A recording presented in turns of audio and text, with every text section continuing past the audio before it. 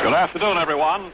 This is Jeff Davis welcoming you on the Home of Champions Network of the New York Yankees to baseball time from Fenway Park in Boston.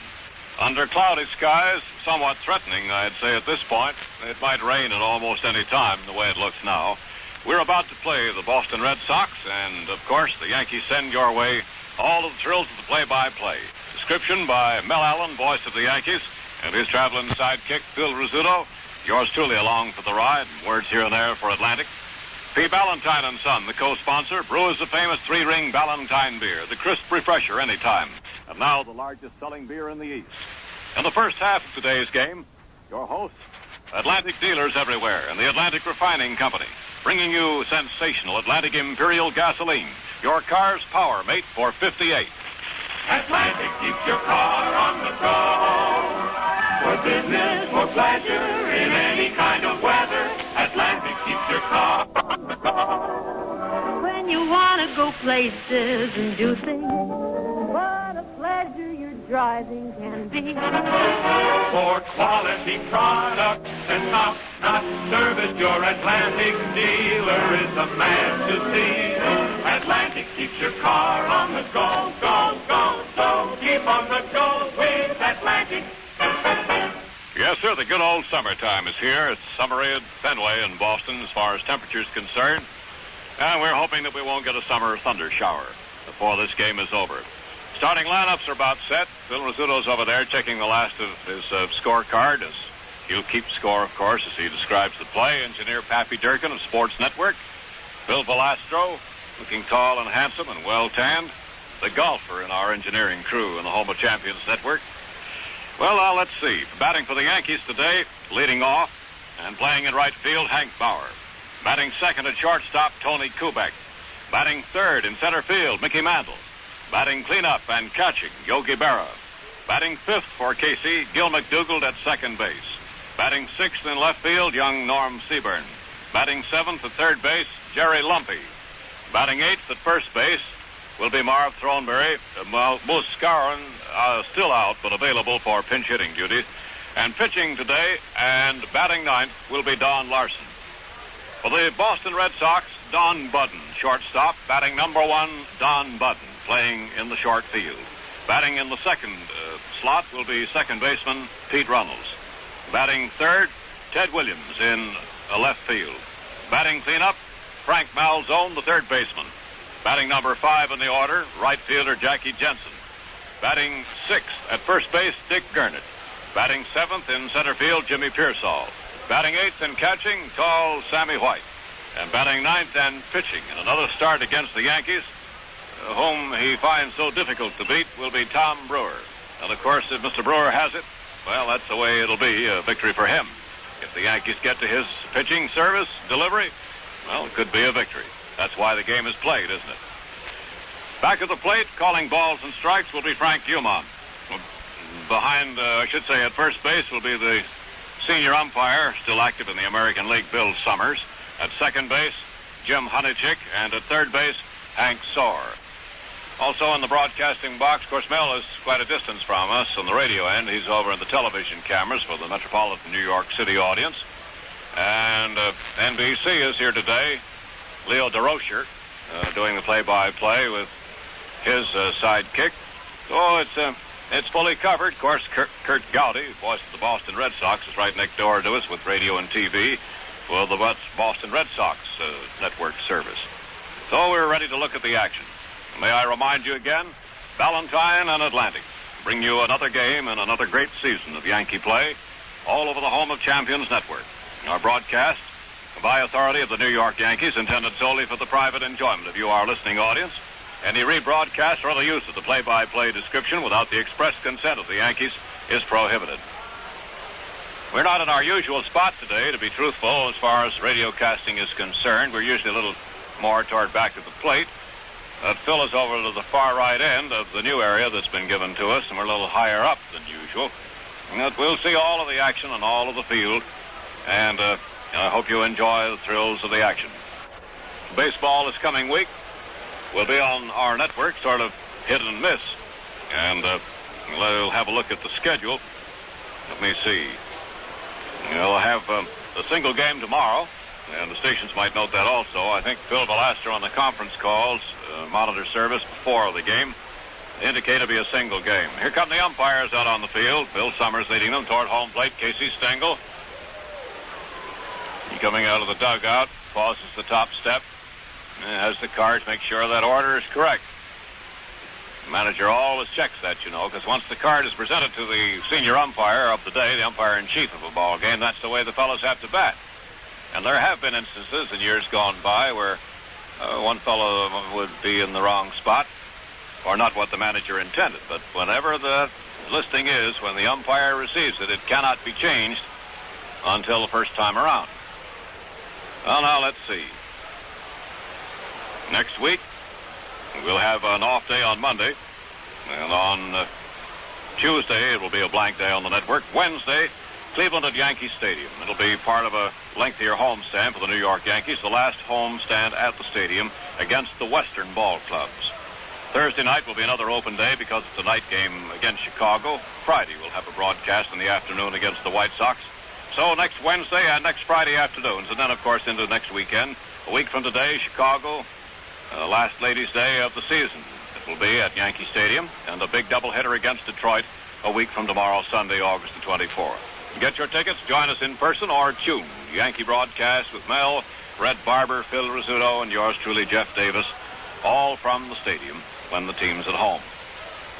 Well, the days are flying by. Getting near the end of the season. Well, fans are still coming in Fenway. It's going to be a packed ballpark today. And this rivalry, of course, is one that draws fans as fast at Fenway as it does at Yankee Stadium. Only last weekend, they set a great record again. Or I should say, it's been the first largest crowd, rather, let's put it that way, since 1951. It was Old Timers' Day. Here, 7 days later, that's part of history again, and we're on to another chapter. They break up the huddle at home plate. Phil? Casey breaks into a sprint and then stops. Case always puts on a show for the customers. You make him believe he's coming up into the stands and then breaks over into the Yankee dugout. And now Casey's calling all the Yankee ball players to line up on the top step of the Yankee dugout. And the Red Sox ball players are doing the same thing, lining up along the top of the dugouts. And we're just waiting for the announcement over the public address system. Fred Cusick, who does such a fine job up here at Fenway Park. He's also the director of sports on WEEI here in Boston. Now all the players are lined up. And now the announcement. Everyone stand for a moment of silence in tribute to Babe Ruth.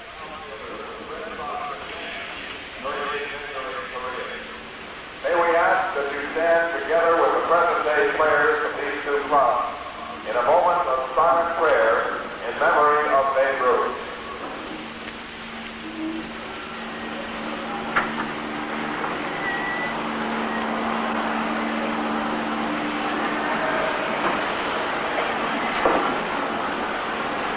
And now, ladies and gentlemen, our national anthem.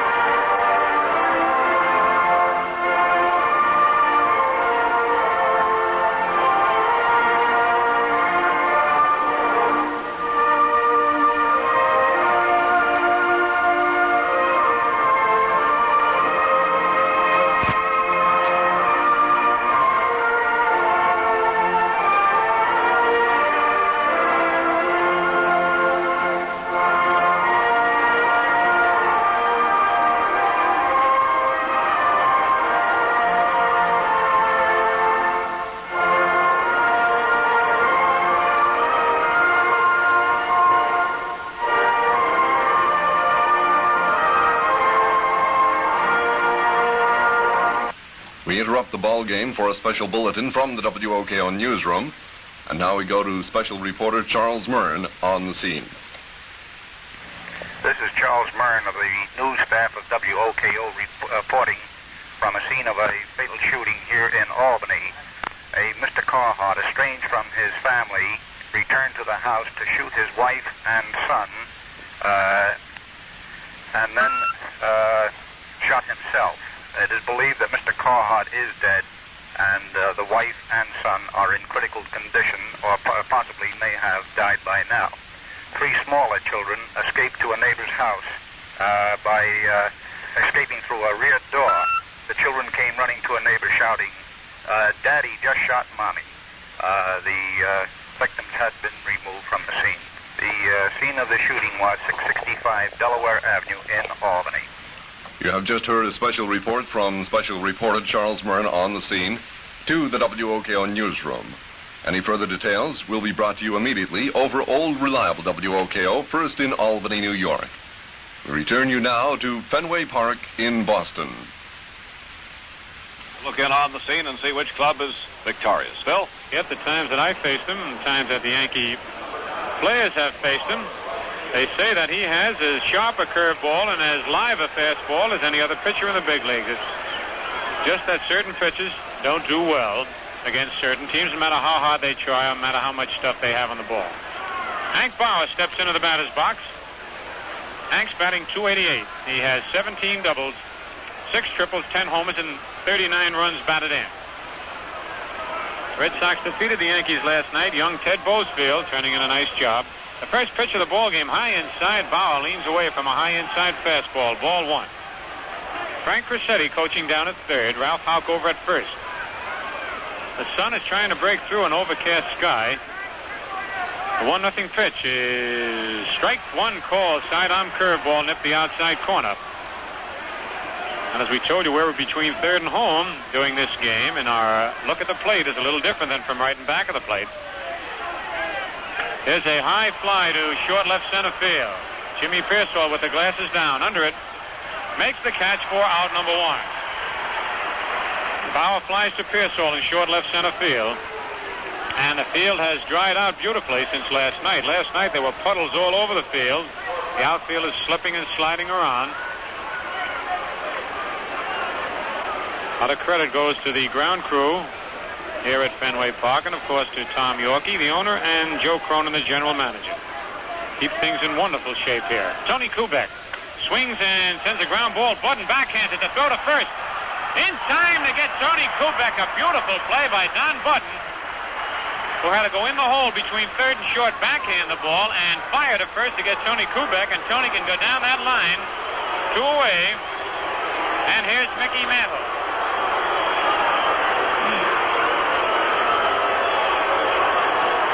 Kubek went up there hitting .274. Mickey's batting .306.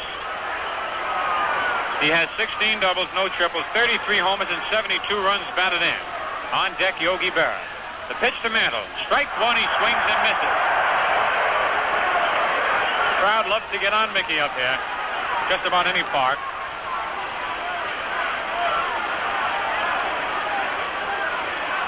The pitch to Mickey is a curve in the dirt, rolls back to the screen, 1-1. Sammy White is checking his catcher's glove. That ball went right through the webbing.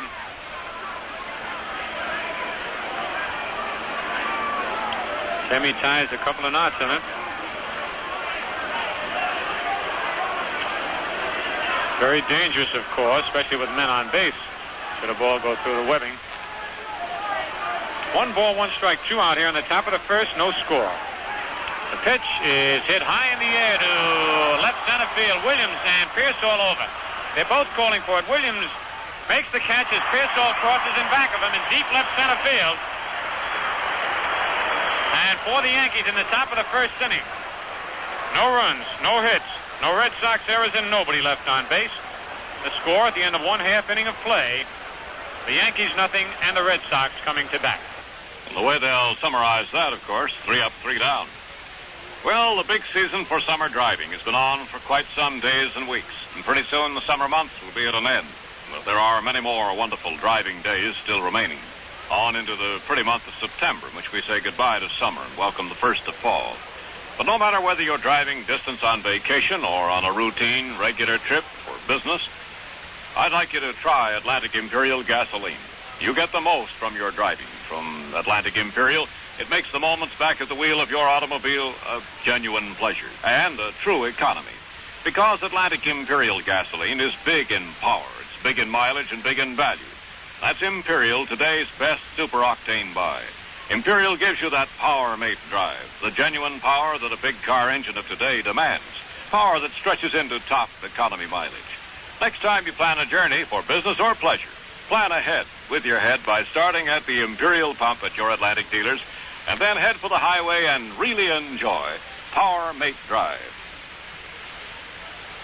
And get ready to go in the bottom of the first inning. Don Budden, Pete Runnels, and Ted Williams.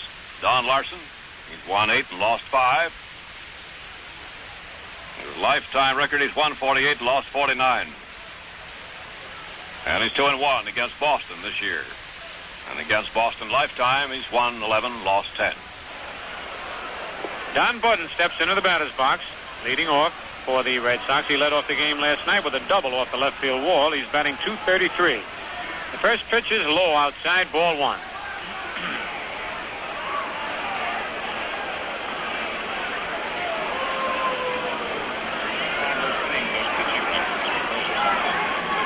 There's a foul off the mask of plate umpire Frank Humont. Frank straightens it out a little bit. Fires the new ball back to Don Larsen. 1-1 the count on Budden.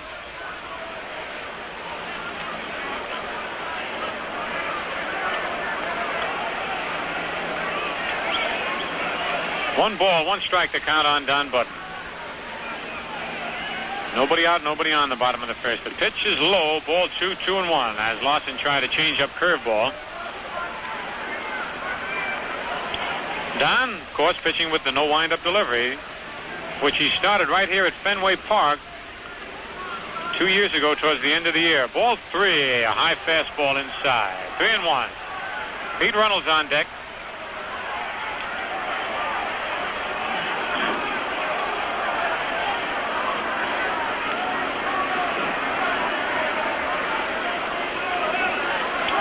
A 3-1 pitch. Strike 2 called. Budden starts to go down to first base. Ball nipped the outside corner. Full count on Budden. 3-2.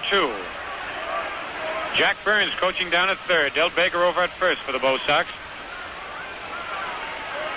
Here's the payoff pitch. Ground ball. Fair ball. Ricocheting off that left field wall. Budden around first and holds on. And then Budden goes to second. He slides and he's in there with a beautiful hook slide. As Tony Kubek, in the act of picking up the ball in short left field, skidded about 6 feet. And when Budden saw Kubek's feet go from under him, he continued to second after he had stopped halfway around. And Kubek's throw was pulled McDougal off the bag. And let's see what they credit Budden with.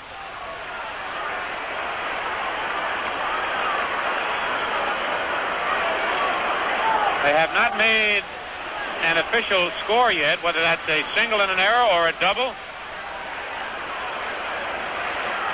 The ball was hit by third. As we've told you here at Fenway Park, the wall in front of the left field seats juts out to the foul line, and balls ricochet in the short left field. The shortstop has to be alert. And Kubek was, but the field is still a little wet, and he slipped in the act of picking up the ball. Budden is down at second base with the first base hit of the ball game. Pete Runnels takes a pitch low, ball 1.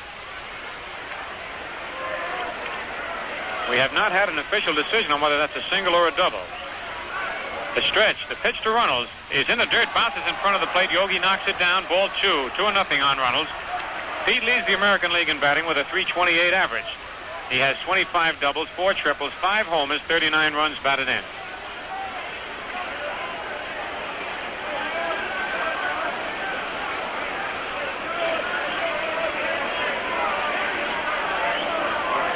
Don Budden leading off second base. Larsen stretches. The pitch to Runnels is strike 1 call.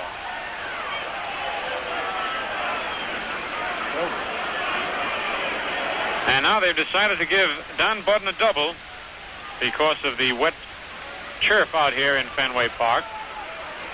And it wouldn't be fair to charge Kubek with an error. The stretch by Larsen. The 2-1 pitch is hit on the ground to second base. McDougal up with it, fires to Throneberry for the out, but moving over to third, Don Budden. He's in scoring position, and here comes Ted Williams.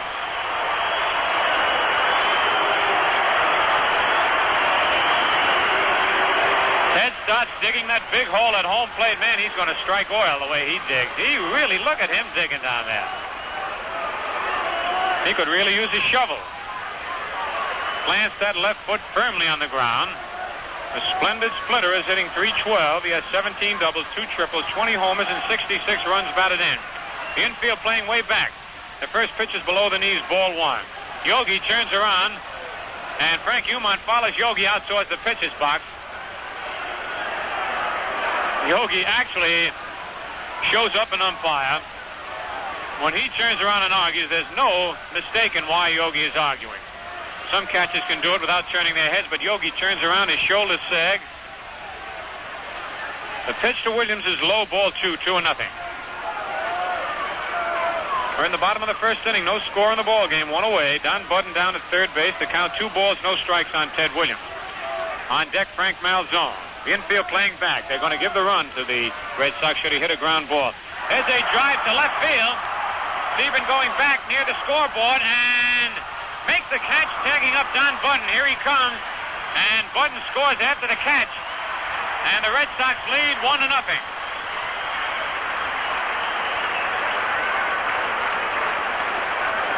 Norm Sebring, about 2 feet in front of the scoreboard out in left field, made that catch. The wind is blowing in a little bit. If that ball had been hit last night with the wind blowing out, it would have been against the fence for extra bases.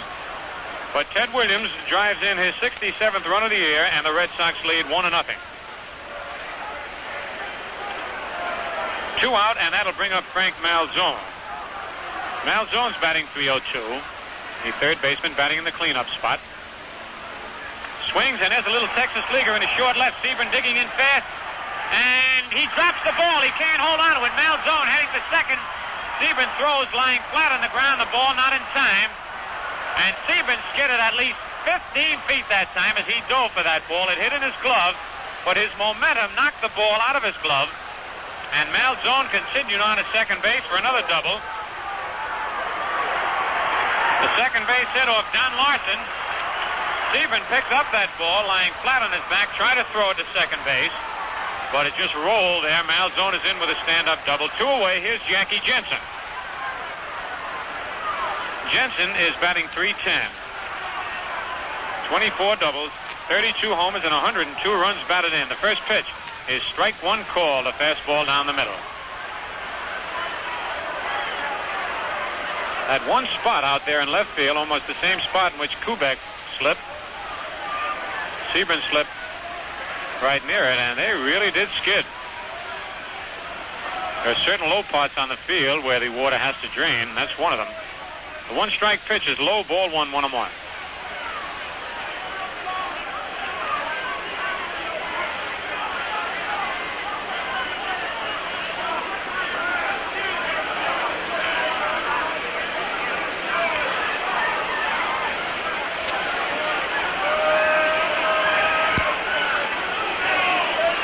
Don Larsen into a stretch position.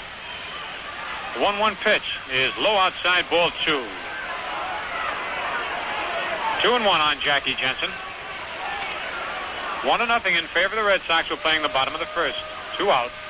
Frank Malzone down at second base. For Malzone, that was his 24th double of the year.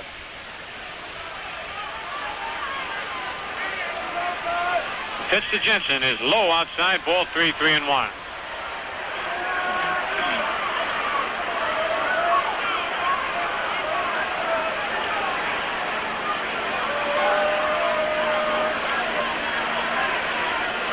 Three balls, 1 strike on Jackie.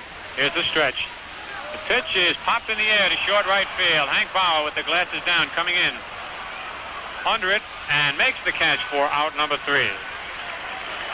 So for the Red Sox in the bottom of the first, 1 run on 2 base hits. No Yankee errors. 1 man left on base. The score at the end of 1 full inning, the Red Sox 1 and the Yankees nothing. A look at the scoreboard in the American League. Washington at Baltimore tonight, Cleveland at Chicago tonight, Detroit at Kansas City. All night games. In the National League, Philadelphia at Milwaukee, Chicago at San Francisco, Pittsburgh at Cincinnati. All day games, and they all start later on. And they're the only games scheduled in the National League. So we have very little action to report. And as we told you, today marks the 10th anniversary of the day that the great Babe Ruth passed away. And everyone stood for a moment of silence in respect to the Bambino. And we were looking at some of his records that he's made, and some which will never be beaten. He has the highest slugging average for a year, 847. He has the most home runs for one season, 60. Most home runs lifetime, 714. Most runs scored in a season, 177. The most home runs for 1 month by a left-hand batter, 17. And the most bases on balls received, 170. He also has quite a few pitching records. He started his career here in Boston as a pitcher and has quite a few records. And we'll pass them along to you later on in the game. Right now, Yogi Berra stepping up to lead off for the Yankees. Here in the bottom of the second, the first pitch to Yogi is hit on the ground. Runnels over to his left, up with the ball. Flips to Gernert, and it's one away. And Runnels was playing Berra perfectly in the hole, way over near first base. Yogi went up there batting .263. Here's Gil McDougall, the second baseman. McDougall batting an even .260. On deck, Norm Sebring. In last night's game, Casey Stengel had just 2 left-hand batters. Today he has 6 left-hand batters in the lineup. The pitch to Gil is low outside, ball 1. The only right-hand batters are Bauer, McDougall, and Larsen. The 1-0 pitch to McDougall is pop foul in back of the Red Sox dugout, going out of play. Ricochets off the Skyview seats back down into the lower seats. Skyview seats here at Fenway are situated on the roof. They have 2 rows of them running from in back of first base to around here in back of third base down the left field line. Beautiful seats to watch a ball game. Tom Brewer into the windup. The 1-1 pitch to Gil is hit on the ground to third. Malzone, it can't get it. Right underneath his glove. He was there, but the ball scooted underneath his glove. It's a base hit for McDougall. And you very seldom see that happen. As the first base hit of the ball game for the Yankees. Malzone picks up some dirt, throws it on the ground. He knows that he could have had that ball. He made a play last night to end the ball game on Mantle, a much tougher play. But this one, he just didn't get the glove down on the ground. So McDougall's on at first with the Yankees' first hit. Here's Norm Sebring, the left fielder. Sebring's batting .306. Gernert holding first against McDougall. The stretch, the pitch to Sebring is strike 1 call. A fastball on the outside corner. Jerry Lumpy is on deck.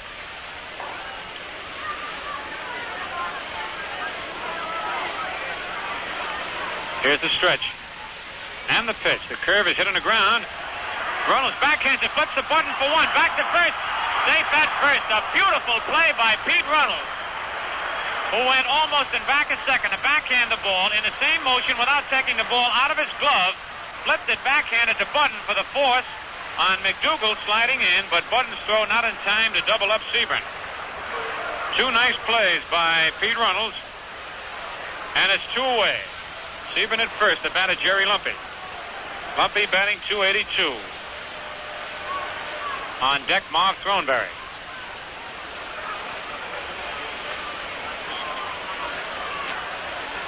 First pitch to Lumpy is foul to the right of the plate and over towards the Red Sox dugout. Strike 1.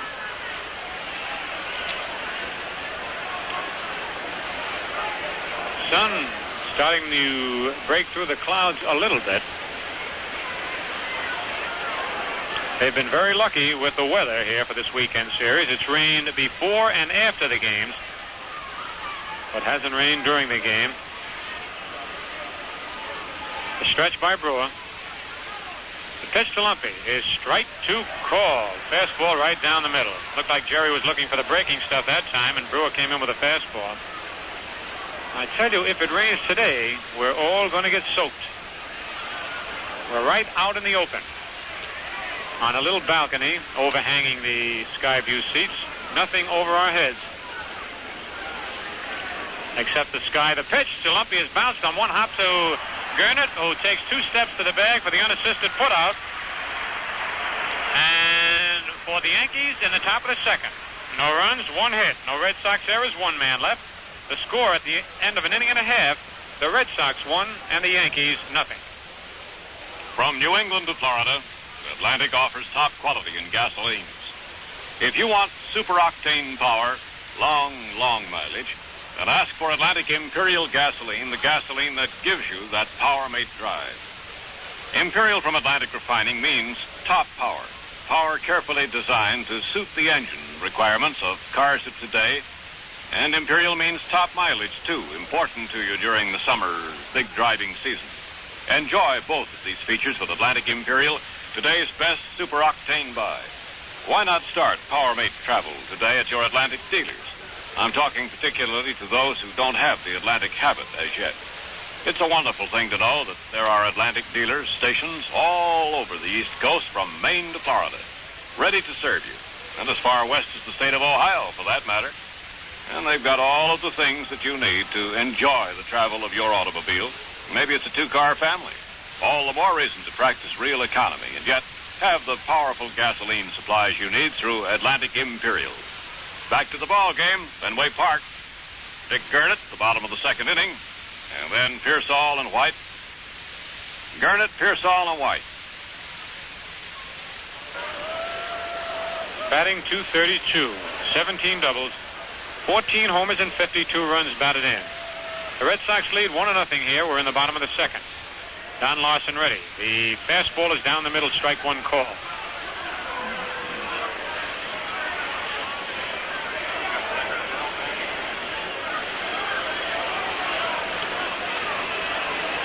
Fastball is high. Ball 1-1-1.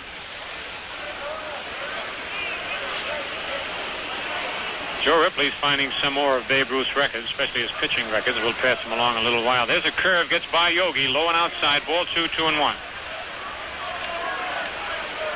Babe Ruth's lifetime pitching record, he won 92 and lost 44. His earned run record, 2.24. And in the 3 years that he concentrated on pitching with the Red Sox, his records were 18 wins, 6 defeats, 23 wins, 12 defeats, 23 wins, and 13 defeats. Strike 2 as he foul tips a fastball, 2-2 on Gernert. Matter of fact, in 1916, Ruth had the lowest earned run average. In 324 innings that he pitched, his earned run average was 1.75.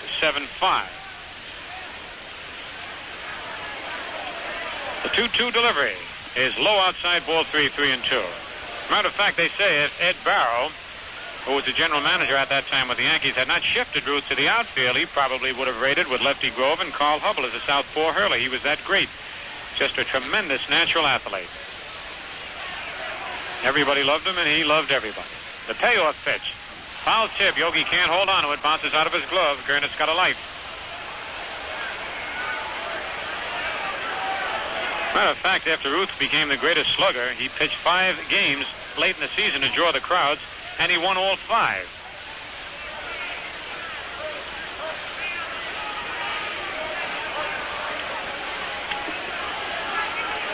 The 3-2 pitch is popped in the air.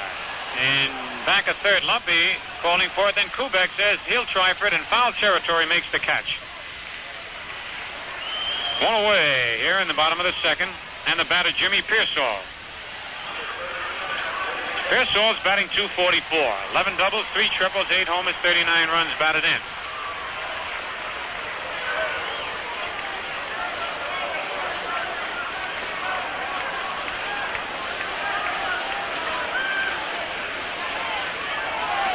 Pitch to Pearsall is ball 1, a little high and outside. 2 away here. 1 away, rather, in the bottom of the second. Nobody on. Fastball is low. Ball 2. 2-0.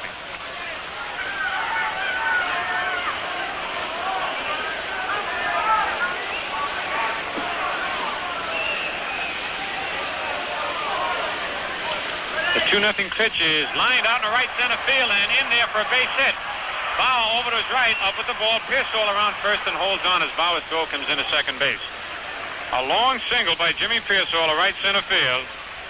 Hit number 3 off Don Larsen, and here's Sammy White, the catcher. White's batting .251. Has 12 doubles, 3 triples, 3 homers, and 25 runs batted in.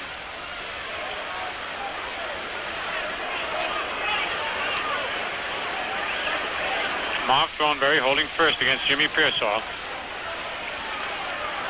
There goes Pearsall. The ball is popped in back of first, but this one going foul as White tried to duplicate Jimmy Pearsall's play of last night. In that Pearsall threw his bat at the ball with Gernert running, and the ball hit the bat and just dropped over first in a short right field for a double. Sammy White almost duplicated it, but the ball curved foul just in back of first base. 1 strike. The Red Sox had the hit and run on that time. 1 away. Pearsall down at first. We're in the bottom of the second. The Red Sox lead 1-0. Larsen stretches. The pitch is low, ball 1-1-1.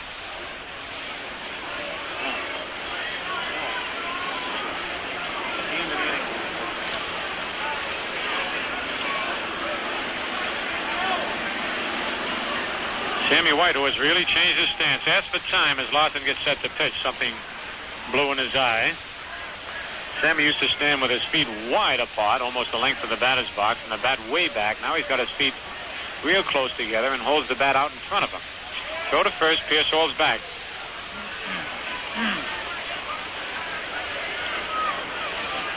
1 out. Pearsall leads off first. There he goes. The ball is lined into right field, but Pearsall's going to have to hustle back. Bauer makes the catch. The throw to first. Pearsall slides and he beats the throw. Jimmy was all the way down to second base, and White hit the ball hard out where he was supposed to, the opposite field, but a little too far. Bauer made the catch, and Jimmy had to slide back into first ahead of Hank's 1-hop throw into the bag. 2 out. And the batter, Tom Brewer, the pitcher.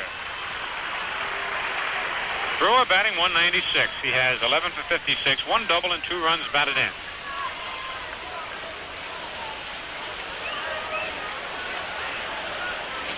And now let's pause for station identification. Your dial is set at 1460 WOKO first in Albany, New York. And remember, the Troy Buick Roundup follows the game today with Jack McNamee. First pitch is outside, a throw down to first base, and Pearsall has to slide back in. He's in there, though. Jimmy's taking a big lead down there. He's trying to bother Larsen, and he can. And at the Yankee Stadium, he really bothered Ryan Duran, running up and down the third base line, throwing dirt up in the air and yelling.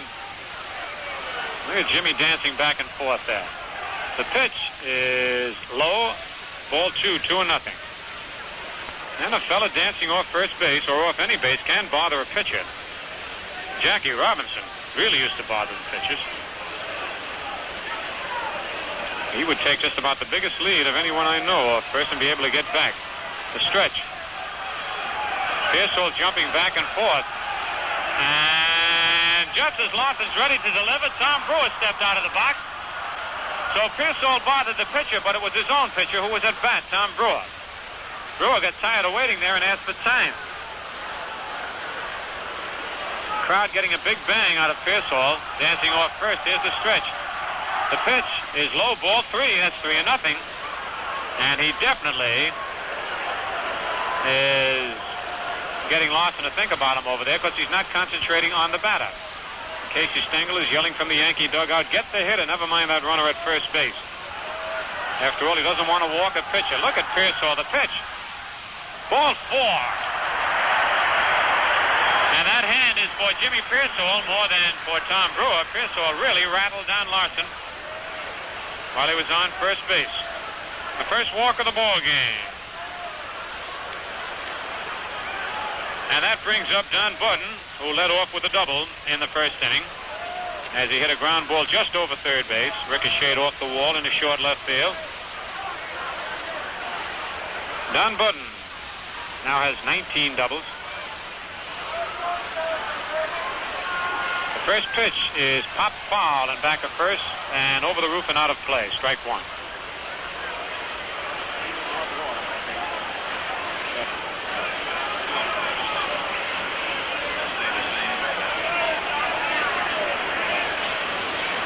Budden, a right-hand hitting shortstop, digging in. Here's the stretch by Larsen. Curve is hit. Oh, a beautiful play by Jerry Lumpy. A line drive that Lumpy had a lunge to his left for, leap up in the air at the same time, and just did glove. And as Pearsall went by, he threw his hands up in the air. A nice play by Lumpy, taking a base hit away from Don Budden. For the Red Sox, in the bottom of the second, no runs, 1 hit. No Yankee errors, 2 men left on base. The score at the end of 2 full innings. The Red Sox won, and the Yankees nothing. If you drive a car, here's one worry off your shoulders. New Atlantic Safety Service lubrication. Thorough lubrication, plus at no extra cost to check with the battery, tires, radiator, fan belt, and windshield wipers.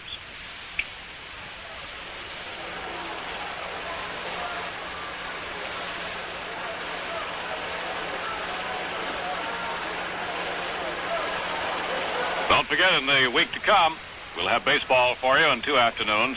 It'll be Wednesday and Friday over this station to which you're now tuned. And we cordially invite you on behalf of Atlantic Dealers and the Atlantic Refining Company to tune us in. All right? All of the action. This coming weekend at Yankee Stadium, there will be games Friday, Saturday against the White Sox, and also on Sunday, a doubleheader against the Detroit Tigers, a week from tomorrow. Tomorrow, Sunday, will be a single game, the close of this weekend visit by the Yankees. It started Thursday afternoon, played last night, today, and tomorrow at Fenway Park. And, of course, all men may be destined to fade from memory, but one of the last ball players forgotten will be Babe Ruth.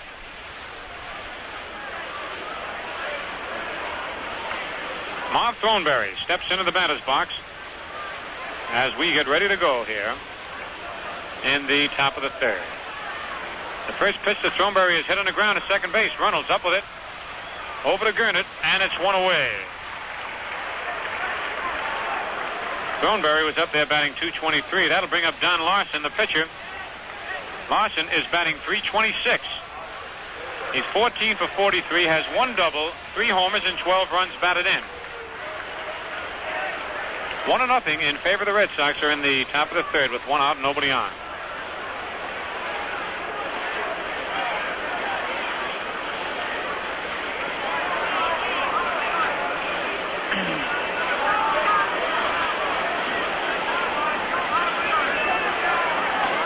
The windup by Tom Brewer.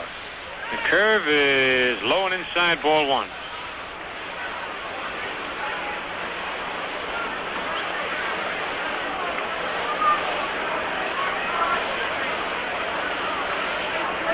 Here's the 1-0 delivery. A drive to left center field. Pearsall going back under it and makes the catch.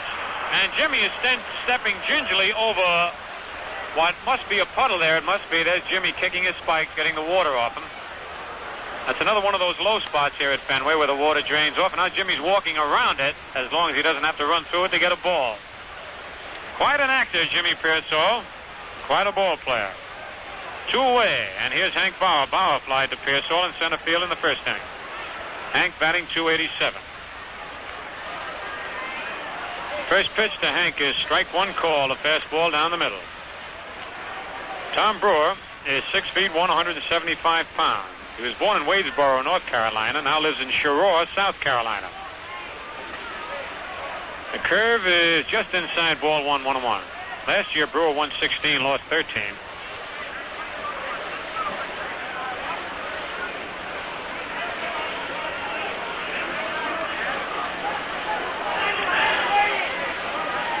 Pitch to Hank is hit on the ground. Budden at short up with it, the long throw. Gernert jumps up in the air, but Bauer's safe. As Gernert jumped up in the air to get the high throw, he tried to tag Bauer coming by, but Hank was across first. That'll go as an error for Don Budden.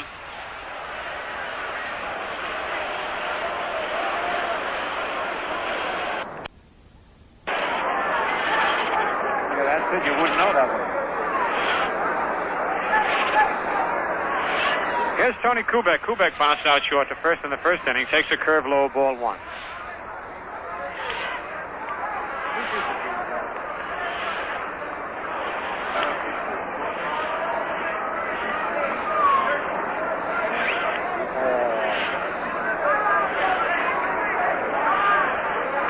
Brewer stretches. Bauer leads off. The fastball is down the middle. Strike one called. 1-1.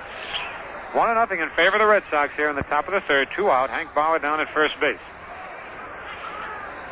Don Budden seems to make errors on the easiest chances. But when he has to go far to his right or left, he throws in one motion. When he takes his time, he makes a bad throw. The fastball is inside. Ball 2, 2-1. And, of course, that's one of the hazards of playing the infield. When you get a ball right at you, you've got a lot of time, you try to aim the ball. And that's when you usually make a bad throw. 2 balls, 1 strike on Kubek. Mickey Mantle on deck. The pitch is swing and a miss on a high changeup. 2-2 on Tony.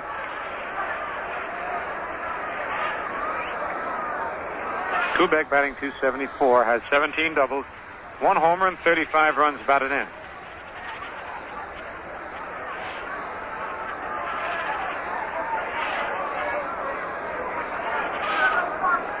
Here's the stretch. And the pitch. Foul at the plate. Count holds it 2-2.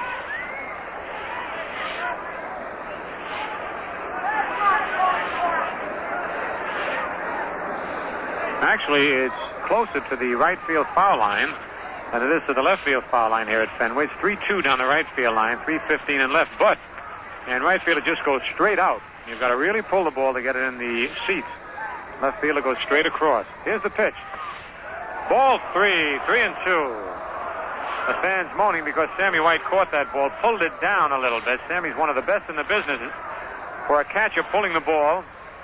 After they catch it, they pull it real quick over the plate. And, of course, it makes the umpire look like he's missed it, at least to the fans in the stands. Full count on Kubek, so Bauer will be off and running as there are 2 away. Brewer stretches. There goes Bauer. The pitch is popped in the air and back at third. Malzone digging back, but that ball's going back into the seats and out of play. Count holds it 3-2.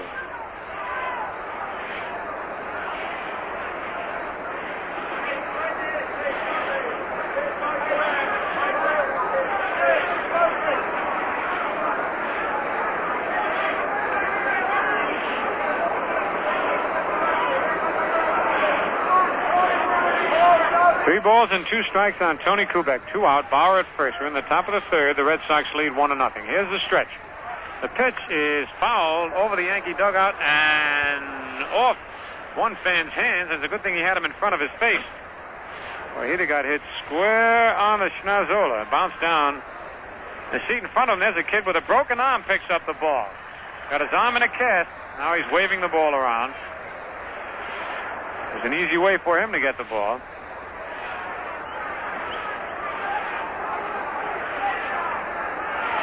Three balls, 2 strikes on Kubek. The pitch is outside, low, ball 4.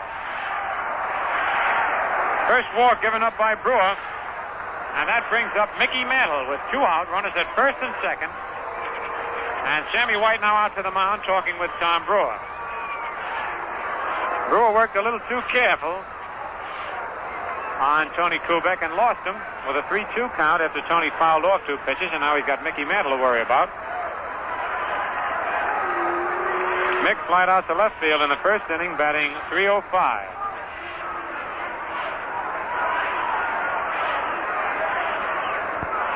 Here's a stretch by Brewer. The pitch to Mickey is strike 1 called, a curveball. Just nipped the outside corner.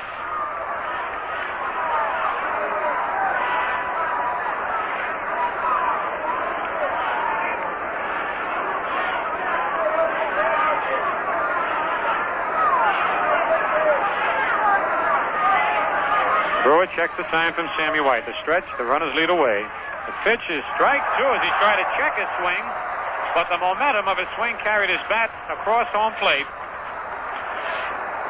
0-2 on Mantle. Mickey really fooled on that pitch.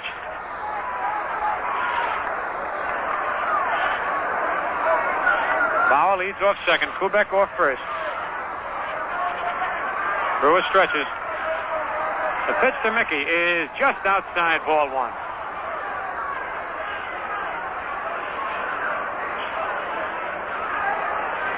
1 ball, 2 strikes on Mantle. Always a lot of excitement generated up here in Fenway Park when the Yankees meet the Red Sox. No matter what the score, no matter how much of a lead the Yankees have on them.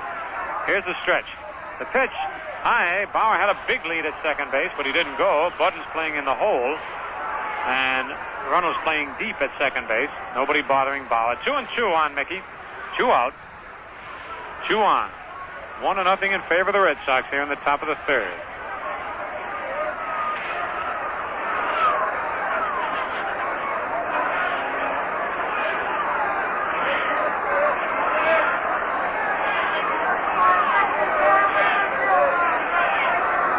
Brewer looks back at Bauer, leading off second. Now he stretches. Mantle digging in at the plate. The pitch. Strike 3. Swings and misses.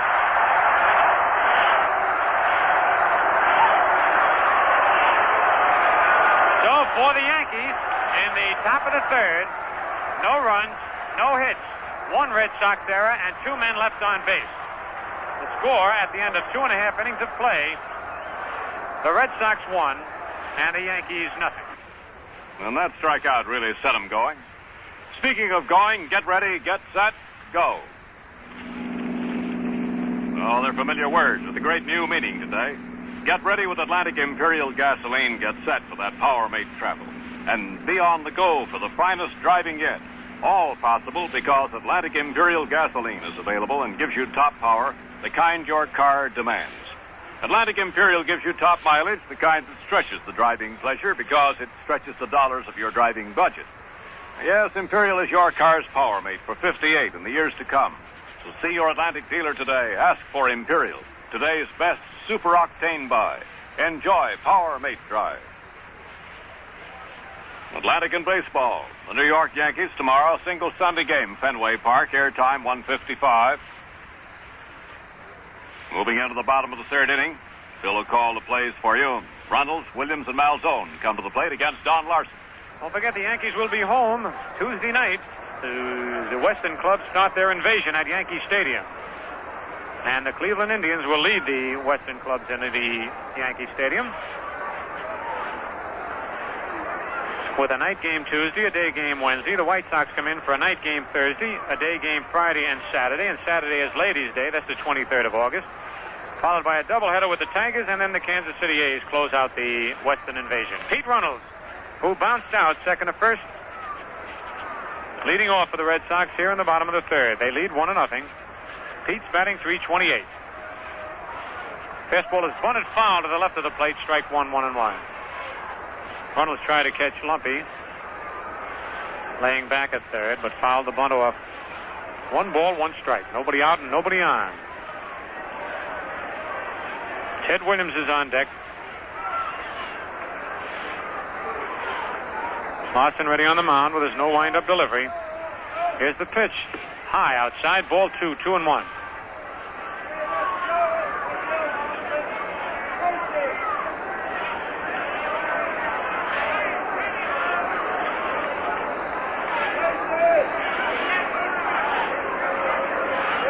Here's the pitch. Outside, ball 3, 3-1.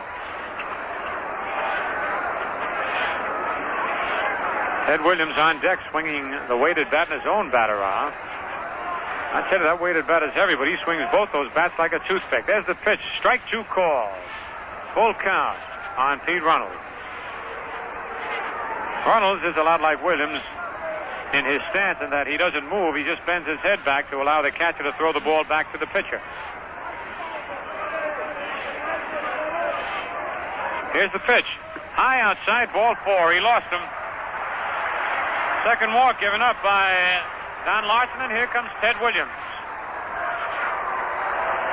Williams hit a long sacrifice fly to left field in the first inning, driving in the only run of the ball game for the Red Sox, and the only run of the ball game for both teams. Ted remains at .312, his batting average.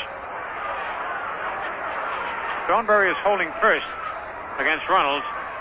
McDougal in the hole between first and second. The pitch is low outside, ball 1.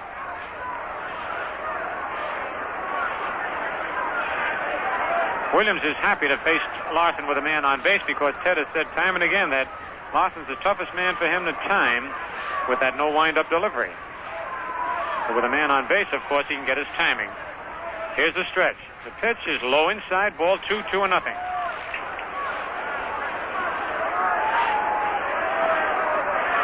Yogi calls time, shaking his head, talking to plate umpire Frank Umont.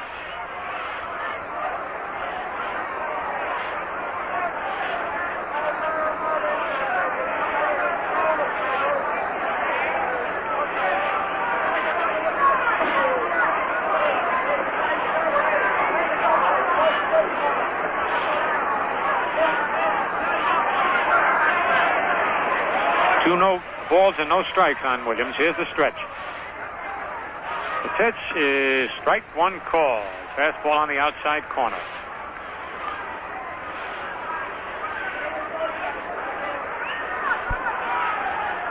Ted is choking up on the bat about an inch and a half here of late. He says he's getting his timing a little better that way. The pitch is a curve hit high in the air, deep to right. Bauer going back, and makes the catch right against the low right field wall. Reynolds tags up and easily goes into second base. As Hank Bauer had to back up 380 feet from home plate with his back against the low barrier just in front of the seats, reached into the stands actually to make the catch. Reynolds tagged up and easily got down to second base. That's how deep that ball was hit. That's just about the longest part of the park in right and right center that you can hit the ball to. In center field, straight away, is 420. So Ted Williams flies out deep to Hank Bauer. Reynolds goes to second. Malzone, who doubled to left field in the first inning, is the batter. Malzone batting .303. Right-hand hitting third baseman. Larsen sets. The pitch is low, ball one.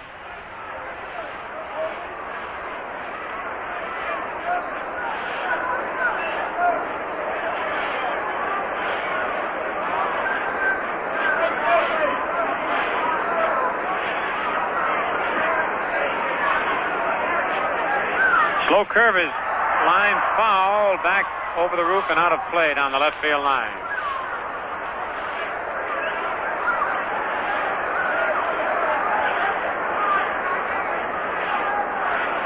One ball, one strike on Malzone, one away.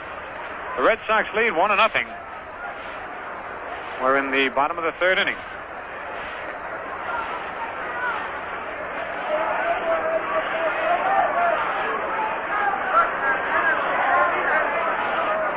Here's the stretch by Big Don. The ball is low outside, ball 2-1.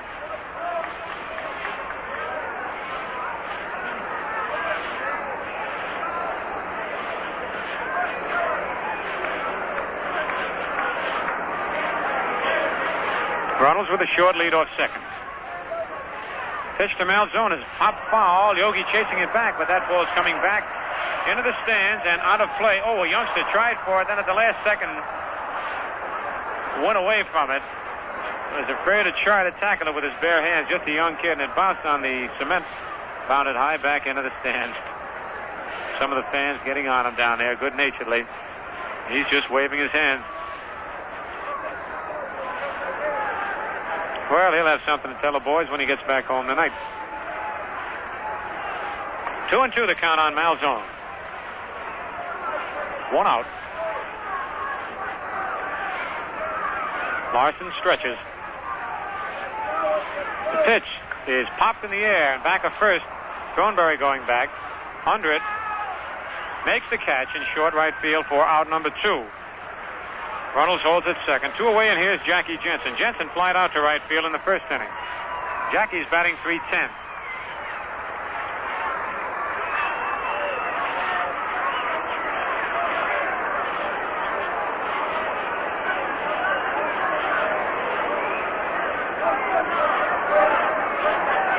Jensen digs in with that right foot. It's a solid toe hold. His left foot is pointed out towards the pitcher. Pitch is popped in the air.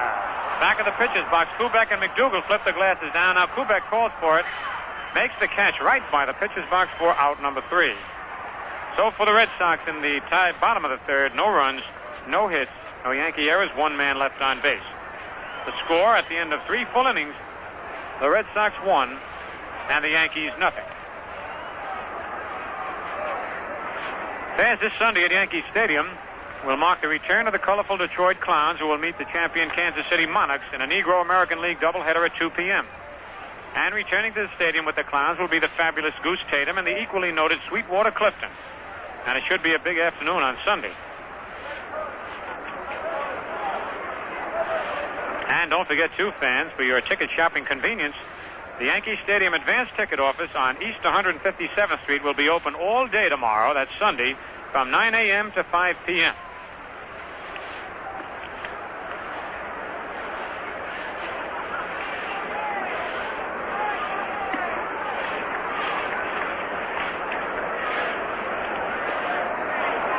Yogi Berra will lead off for the Yankees. Before Yogi gets up there, we'll take a quick look at the scoreboard. All other games in the American League are played tonight. Washington at Baltimore, Cleveland at Chicago, Detroit at Kansas City tonight. In the National League, Philadelphia at Milwaukee. The Phillies scored in the top of the first. They lead 1-0 with Milwaukee, batting Simmons against Spahn. Chicago at San Francisco starts later on. Pittsburgh at Cincinnati. Friend against Haddix. No score. The only game scheduled in the National League. Yogi bounced out second to first in the second inning. Batting .262. Brewer ready. The first pitch is high outside, ball one.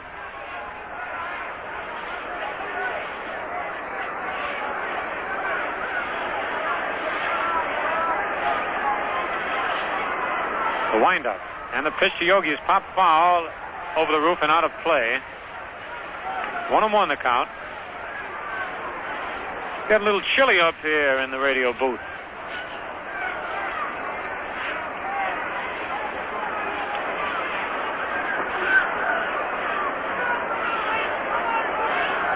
One ball, one strike. Brewer ready. The curveball is lined in left field, way back there, way back, and off the wall. Williams plays it on two hops, but Yogi is in at second with a double. That ball looked like it might go all the way for a home run, but hit on the top of the fence, and Yogi is in second base with a double. Hit number 2 of Tom Brewer as Yogi went to the opposite field. For Yogi, that was his 13th double of the year. And it'll bring up Gil McDougall.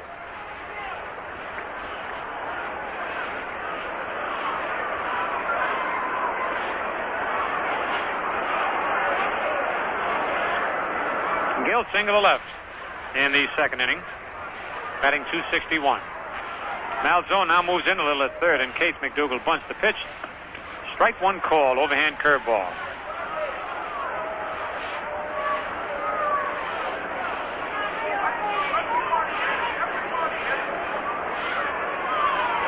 Norm Sieben is on deck. Here's the stretch. The pitch is bunted. Brewer off the mound, up with it. Goes to first in time to get McDougall. Berra goes down to third base, and the sacrifice works. From the pitcher to the first baseman, from 1 to 3. One away.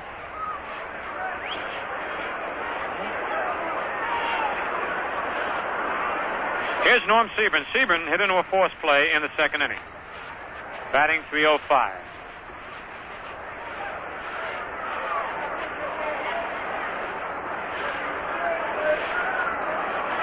And now the Red Sox infield moves in for a possible play at the plate. The Red Sox lead 1-0 here in the top of the fourth. One away, Berra leading off third. The pitch to Sieben is strike one called. Fastball just above the knees on the outside part of the plate. A tough pitch to hit. Brewer, of course, trying to keep the ball low so that Sieben hits the ball in the dirt, where they have a chance to get Yogi trying to score from third. The windup. The pitch is strike two called. A sharp breaking curve ball in the same spot. 0-2 on Sieben.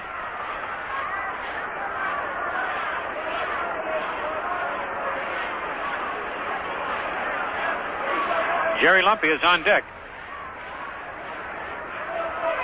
Brewer into the windup. The pitch is a curve. He checks it. No swing. Fans thought he had swung, but he started to swing, checked it, and pulled his body away. And that was really a sharp breaking curve. That one broke below the knees. 1 ball, 2 strikes. Brewer put a little extra on that curveball. Really broke it off.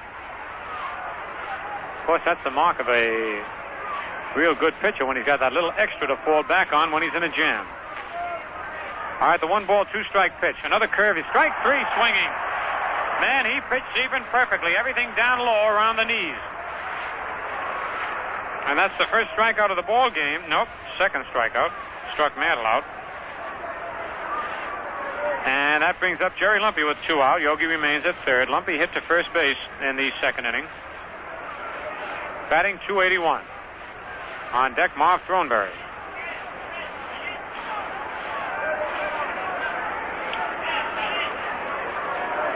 Here's the first pitch to Lumpy. Strike one. He foul tips it back into the glove of Sammy White. Another curve in that same spot. Oh, just think of a pitcher could put it there all the time. Low and outside, yet it's still a strike and a tough place to hit the ball. Yogi running up the line. Here's the windup. Fastball is low. Ball 1-1-1.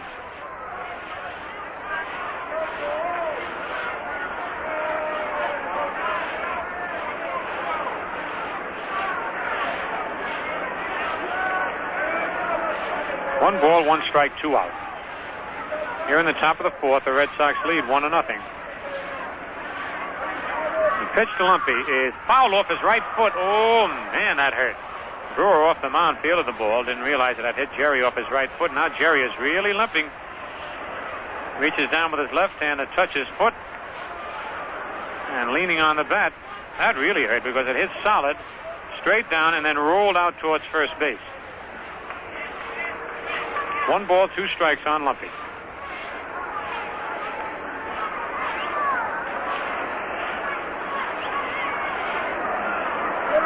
Lumpy's having trouble standing still. That's when it hurts. Keep moving that foot around. Doesn't feel too bad.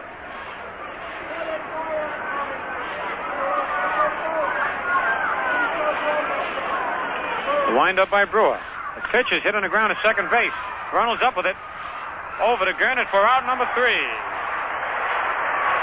Brewer pitches himself out of a jam, and for the Yankees in the top of the fourth. No runs, 1 hit, no Red Sox errors, 1 man left.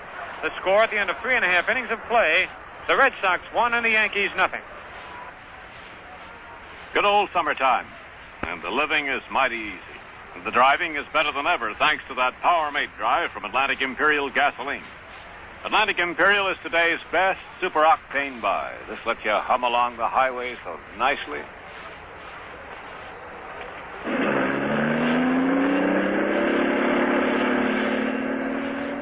That's right, Atlantic Imperial.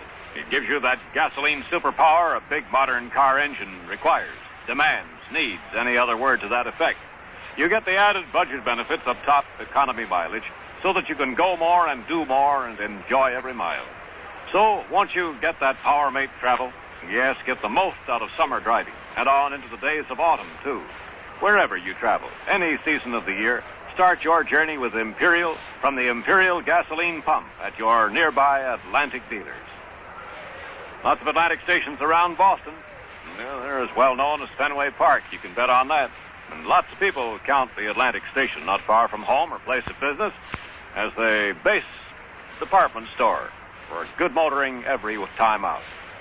Let's pause 10 seconds for station call time on the Yankees Home of Champions Network.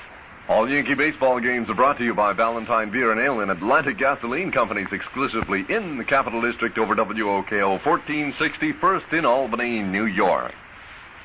That's into the batter's box. We've got ourselves a red-hot pitching duel here at Fenway Park in Boston between Don Larsen and Tom Brewer. The Red Sox lead 1-0. We're playing the bottom of the fourth. Dick Gernert, who popped his shortstop in the second inning, the batter. The first pitch, low outside, ball 1. Gernert batting .231.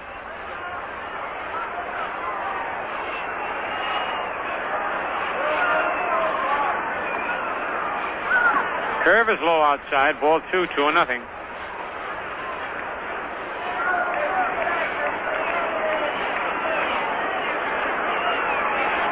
Jimmy Pearsall standing in the on-deck circle practicing his swing. The change-up is in there, strike 1, 2-1 on Gernert.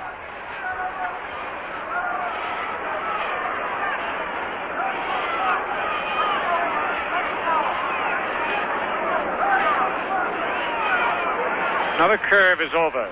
Change-up curve, strike 2, 2-2 on Dick Gernert. Leading off here in the bottom of the fourth.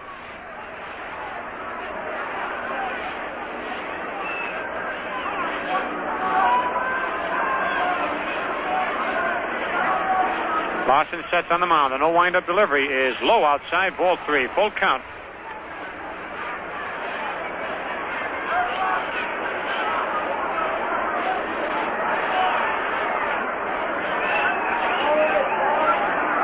The payoff pitch is lined over Lumpy's head. Fair ball down the left field line. Bounds into the lower box seats for an automatic ground rule double. Dick Gernert hits a line drive over Lumpy's head. It's one of the few times I've ever seen that happen here, where the ball hit in fair territory and bounced into the lower left field box seats. Gernert leads off the bottom of the 4th with a double. That's hit number 4 off Don Larsen, and for Gernert, that's his 18th double of the year. Here's Jimmy Pearsall. Pearsall singled to deep right center field in the second inning, batting .246. Now the Yankee infield looking for the possible bunt. Here's the stretch. The pitch low inside, ball 1.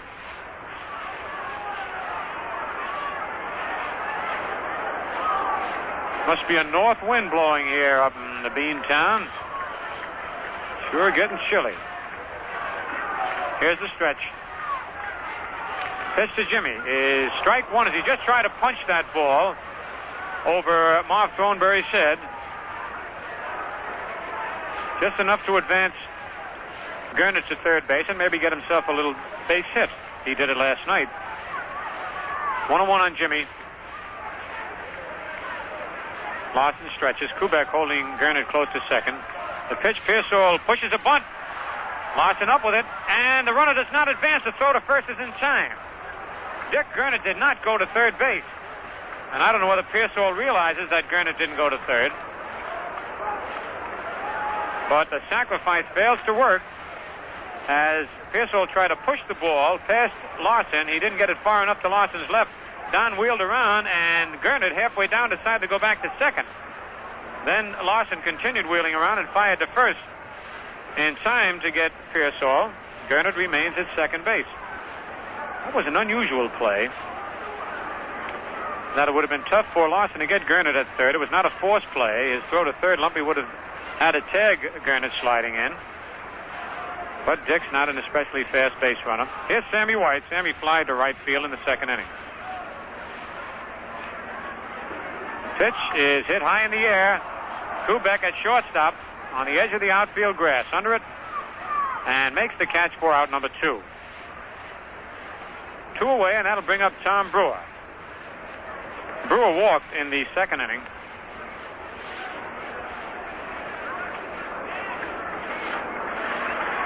Batting .196. Tom gets a nice hand.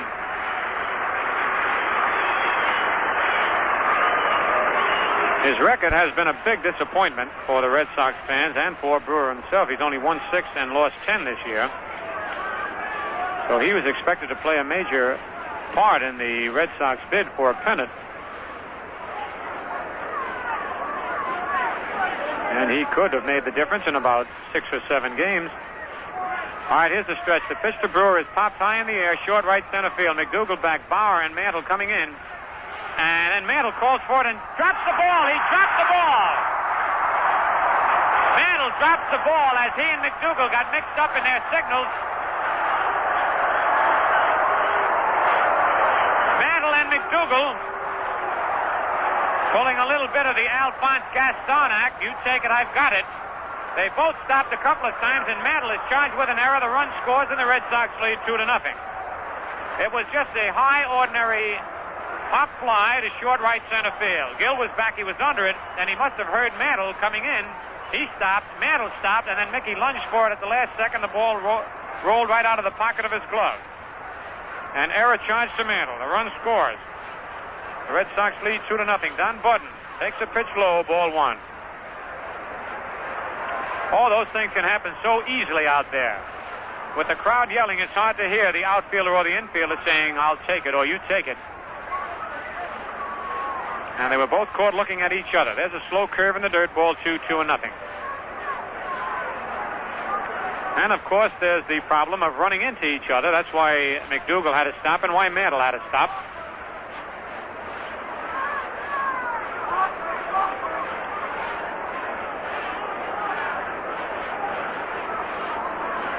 Most of the fellas don't want to get injured now. World Series time is drawing clear. Curve is low outside. Ball 3, 3-0. That run will be unearned.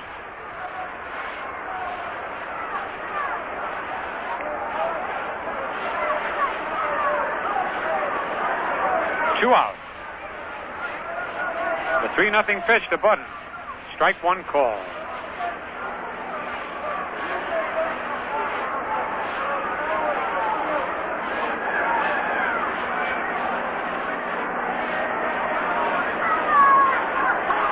Here's the stretch. And the pitch. Low, ball 4.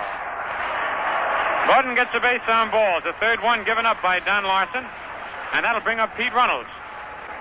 Runnels bounced out second to first and walked. Batting .328.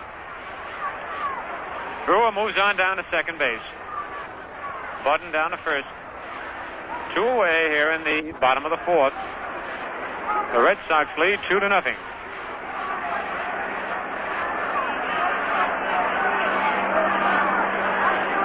Pitch to Runnels is popped foul to our left and out of play. Over the roof.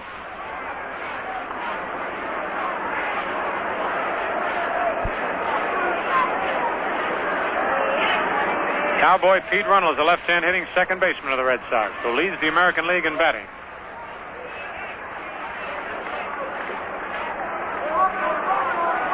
Here's the stretch. And the pitch. Just outside, ball 1, 1-1.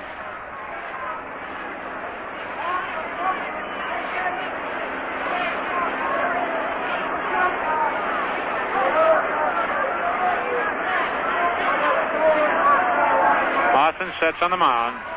The changeup is lined into right field for a base hit. Here comes Brewer around third. He'll score. Going into third base, Don Budden, and holding at first, Pete Runnels.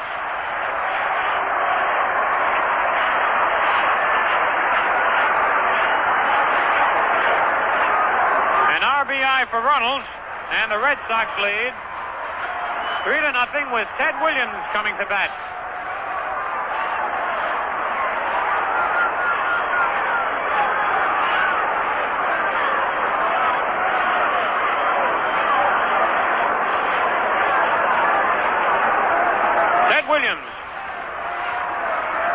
Sacrifice fly in the first inning and flied out deep to right field in the third. 0 for 1. He swings a high fly to the infield. McDougal coming in, Thornberry coming in, and McDougal makes the catch. At the last second, Thornberry stops. So for the Red Sox in the bottom of the fourth, 2 runs on 2 base hits, 1 Yankee error, 2 men left on base. The score at the end of 4 full innings, the Red Sox 3 and the Yankees nothing.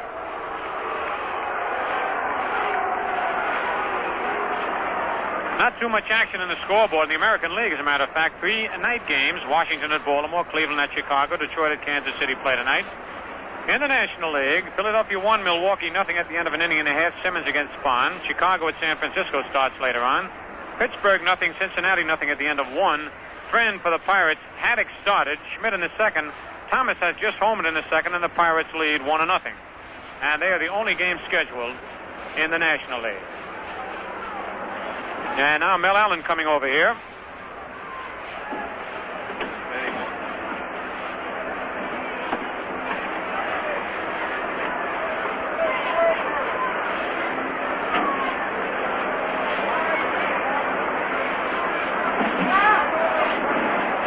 Hello there, everybody. Your host, Ballantine Beer, the largest selling beer in the East. Enjoy a glass of Ballantine right along with the game. Icily light, smooth, and delicious.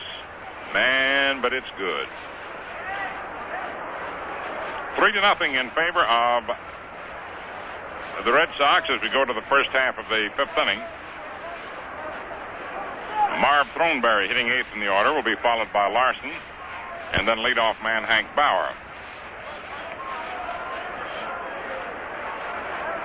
Thornberry batting .221.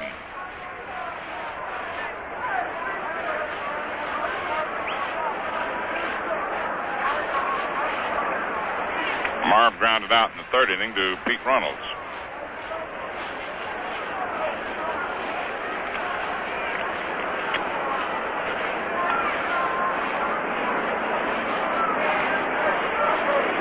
Tom Brewer goes to the windup. Around comes the right arm. The pitch.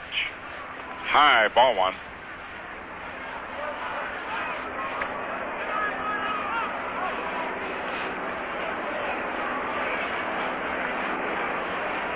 The 1-0 pitch. Swung on, little roller, hit to Gernert. He tosses to Brewer, covering, one away. Now Don Larsen. Batting .318. Fly to center field in the third.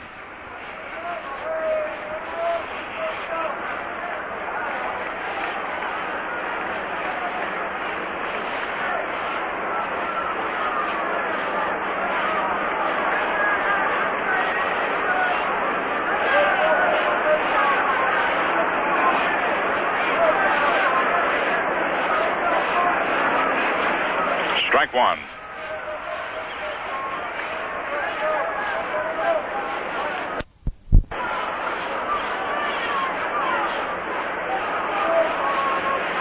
Brewer's next pitch is low outside, ball one, 1-1.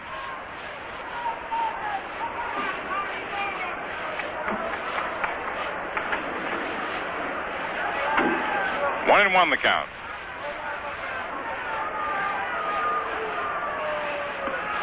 Next pitch is low, ball two, 2-1.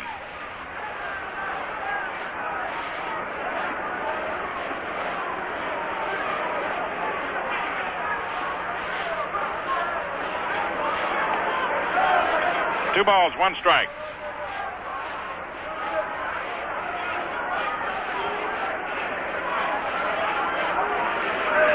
Next pitch, swung on, foul back out of play.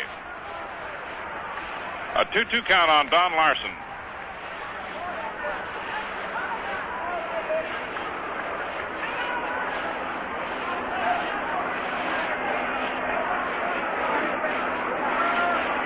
One away, first half, the fifth inning. The Red Sox leading 3-0. The old butterfly flitting out around in front of the plate. Right in the path of the ball, too. Here's the pitch. Swung on, a ground ball hit to short. Up with it is Button. The throw on to first in time. Two away. Now stepping up, Hank Bauer flied to center and was safe on a throwing error by Button.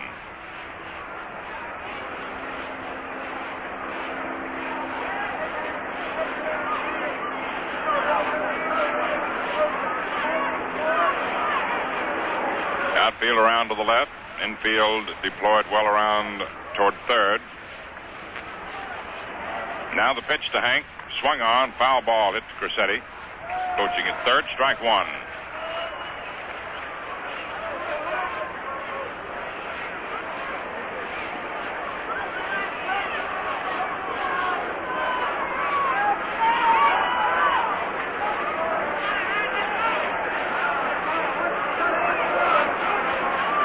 Tom Brewer's pitch.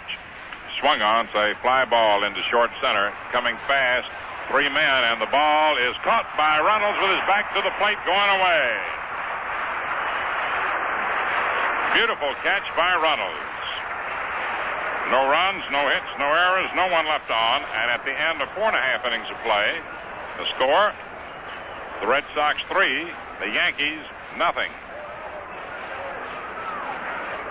Say, mister, you want a beer that looks lively golden and crystally clear, that tastes icily light, smooth and delicious as can be? Well, sir, just pour yourself a tall, foaming glassful of the crisp refresher, Ballantine beer. Ballantine beer is icily light and as refreshing as a plunge into a pool on a hot summer day. No wonder they call it the crisp refresher. You just get yourself a tall, foaming glass of Ballantine beer right now. Lift it to your lips, take a deep, delicious swallow, and man, now you know Ballantine beer is really the crisp refresher. And remember this, Ballantine's now the largest selling beer in the East. Most folks know that when it comes to checking around. You just find out that that's the truth. For honest-to-goodness refreshment, Ballantine can't be beaten. So you just make that 3-ring sign and ask the man for Ballantine. Ballantine beer, the crisp refresher. It's the last half of the 5th inning. Frank Malzone coming up with Jensen on deck and Gernert to follow. Malzone hitting .302. Double to left and pop to first. Don Larsen ready to work. And the pitch to Malzone. Ball 1.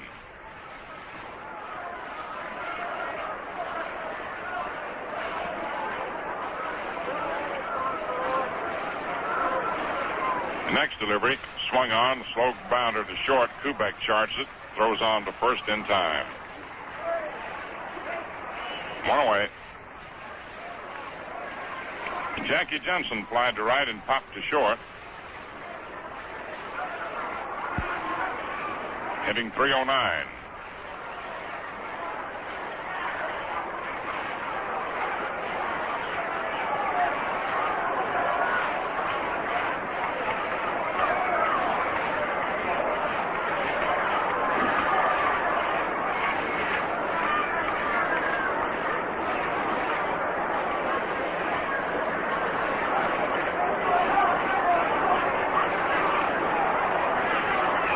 The pitch is high, ball 1. 1 ball, no strikes. And the next delivery, swung on, lined out into left center for a base hit. Mantle takes it on the second hop, throws on into Kubek. And Jensen rips a line single to center. Here's Dick Gernert, fouled out to Kubek and double to left. Batting .233. 3-0 Boston. 5th inning.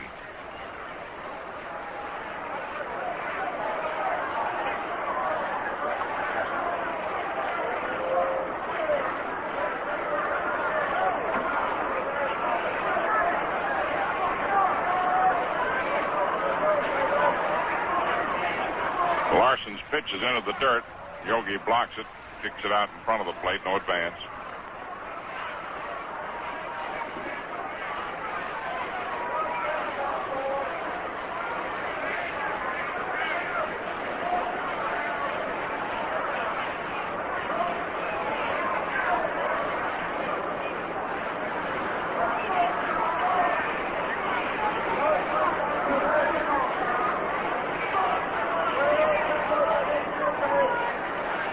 Jensen on first base with 1 out.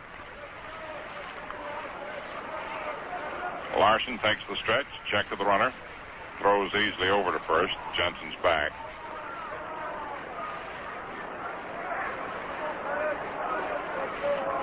Don ready. And the pitch. Over the outside corner for a called strike. 1-1.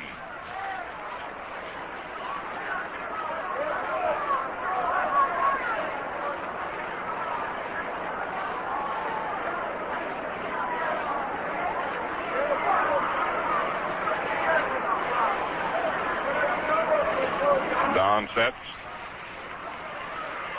And the pitch swung on. There's a drive to deep left. That ball is gone up into the screen for a home run.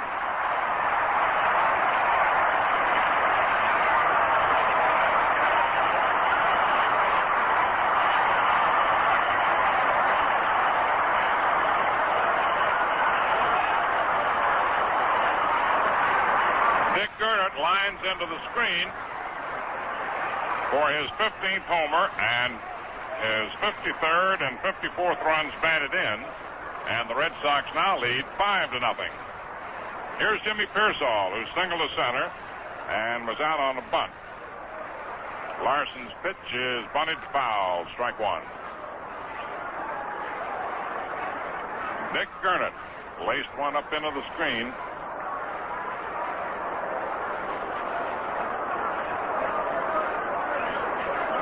Nothing favor Boston. 7 hits off Larsen. Next pitch is inside, and the count is 1-1.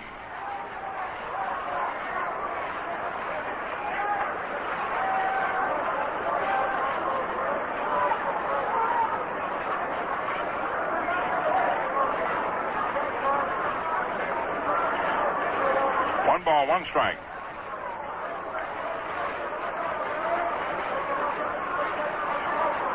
Next delivery, swung on, a bouncer to Lumpy. Third baseman throws to Throneberry, and Pearsall is retired. 2 down, and Sammy White steps up, line to right and popped to short.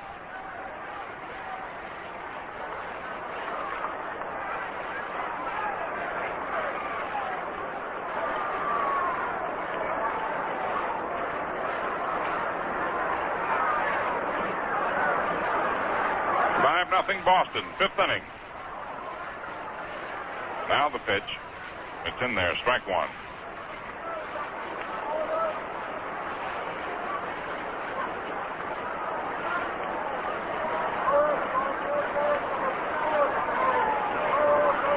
Don's next delivery is high, and the count is 1-1.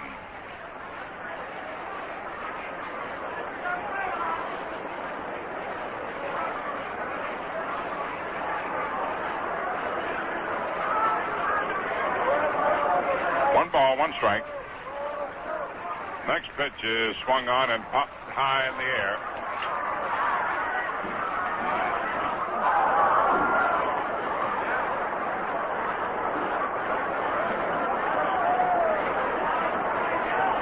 One ball, 2 strikes.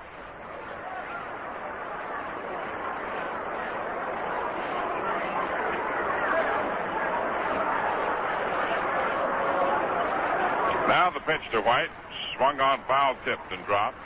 Count remains 1-2.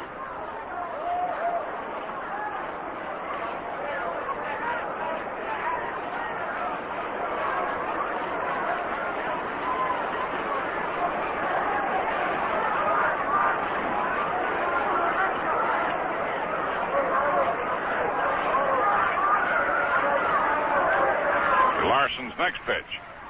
It's outside. 2-2 the count. 5-0 favor Boston. It's the 5th inning.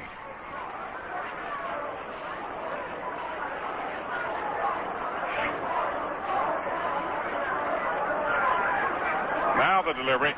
Swung on, lined over third down the left field line.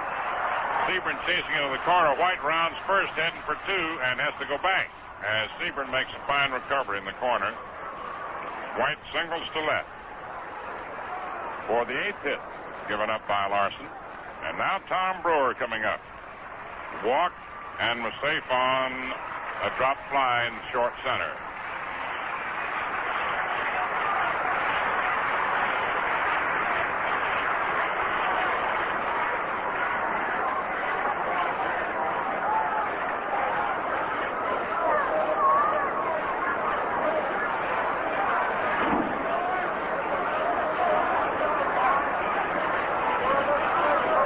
Larsen all set to work. The pitch outside, ball 1.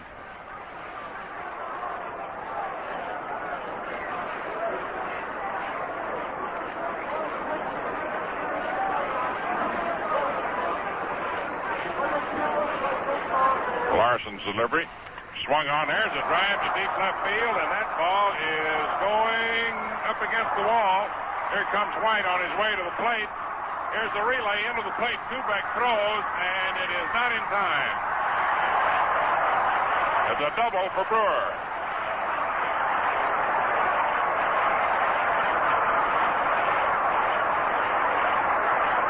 Brewer doubles White home from first base. 3 runs are in, and it is now 6-0 in favor of the Red Sox. Tom Brewer getting his second double of the year, his 12th hit and 3rd run batted in. Hitting a double off the left field fence. And now up comes Don Button, who doubled to left, lined to third, and walked. 9 hits for Boston. Larsen's pitch. Foul tip, strike 1. No balls, 1 strike.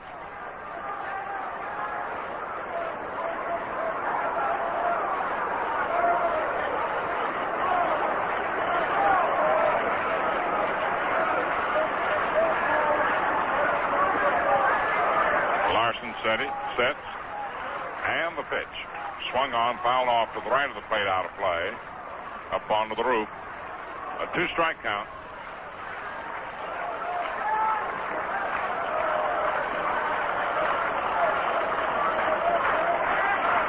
No balls, 2 strikes.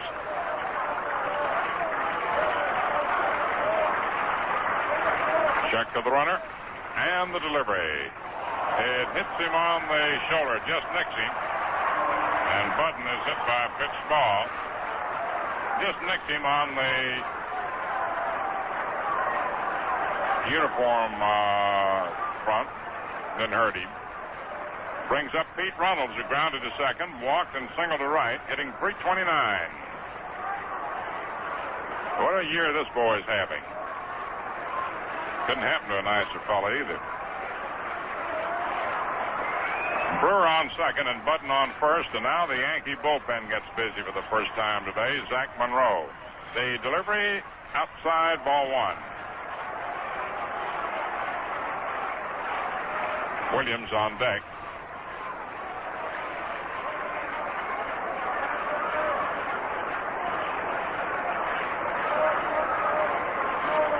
Two on, 2 out, 3 in, 6-0 Boston, 5th inning.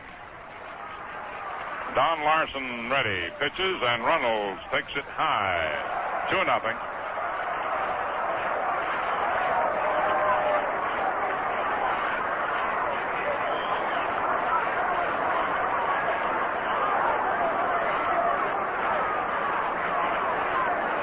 A 2-0 count.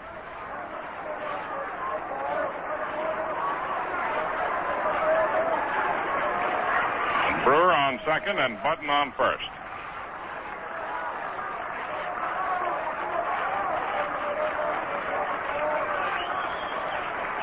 Don Larsen to the stretch. He looked around and buffs the runner's back as he stepped off the rubber. Now he's back on. The pitch to Runnels. Swung on. It's a high foul coming down in front of us.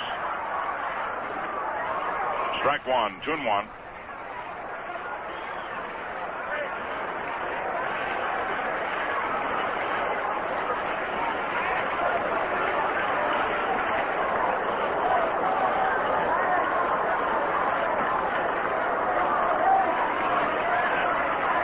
Brewer leading off second, Budden off first.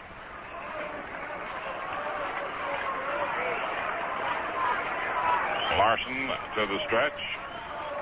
And the pitch. It's in there for a strike. Got the outside corner with a curveball. 2-2.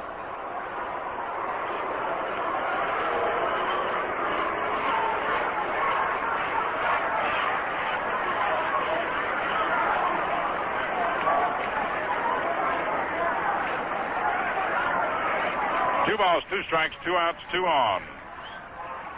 Next delivery, changeup is swung on and hit right through the middle for a base hit. Here comes Brewer around third to score. Budden stops at second. And Runnels keeps up his solid hitting, driving in his second run of the game.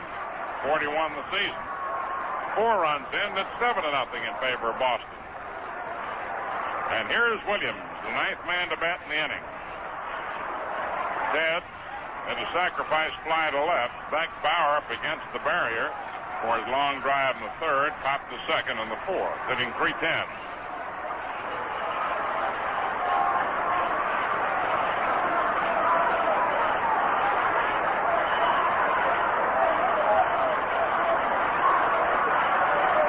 Williams digs in. Budden on second and Runnels on first. Larsen's pitch is low, ball 1. Frank Malzone on deck. 10 hits for the Red Sox.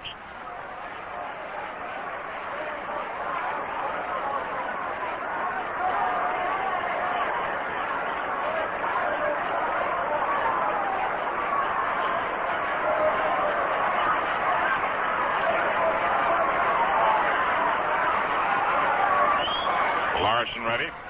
Pitch to Williams. In there for a strike. Fastball, 1-1.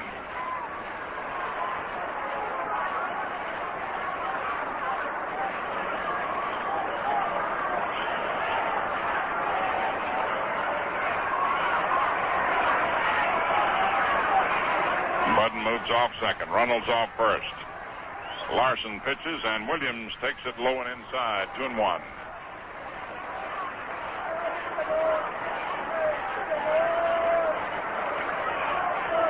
Ted digs in, but Larsen walks in behind the mound for a moment. Turns, touches the rosin bag, comes back up on the hill.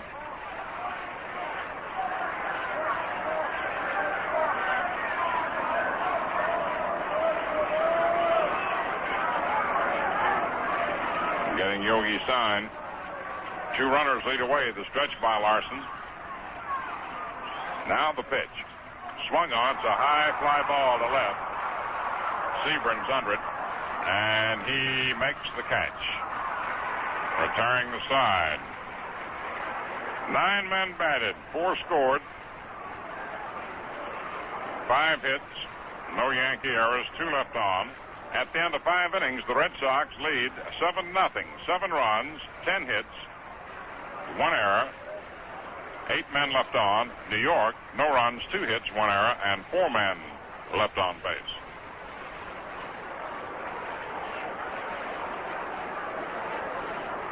Before we go any further, let's pause 10 seconds for station identification. All Yankee baseball games are brought to you by Ballantine Beer and Ale and Atlantic Gasoline Companies, exclusively in the Capital District over WOKO, 1461st in Albany, New York. If you want to hear a sports show that's got a lot in it, you just tune in to Campy's Corner. The great Roy Campanella has his own radio show every night, Monday through Friday at 6 p.m. Campy's Corner, heard over in other stations, presented by Ballantine Beer and Ale and Camel and Winston Cigarettes, the same folks who send the Yankee games your way every day, both home and away. On the scoreboard in the American League, all night games, Washington, Baltimore, Cleveland, Chicago, Detroit at Kansas City. In the National League, Philadelphia at Milwaukee, 1-1. At the end of 3 innings, Simmons and Spahn. Pittsburgh 3, Cincinnati nothing. At the end of 3 innings, Friend for the Pirates. Haddock started for Cincinnati. Schmidt in the second. Frank Thomas homered in the second inning. Chicago at San Francisco playing a day game starting later. The only game scheduled in the National League. In the first half of the 6th inning, the Red Sox out front by a score of 7-0. For New York, Tony Kubek hitting second in the order, Mantle on deck, and Barrett to follow. Tom Brewer in good form. Swings to the windup, around comes the right arm. The pitch to Kubek is a little outside, ball 1.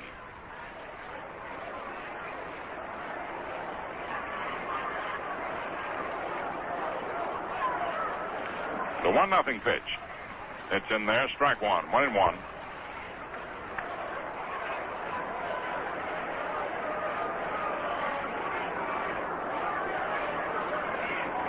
Now the delivery. Swung on and missed. Strike 2. Got him on a slow breaking curve, blowing inside.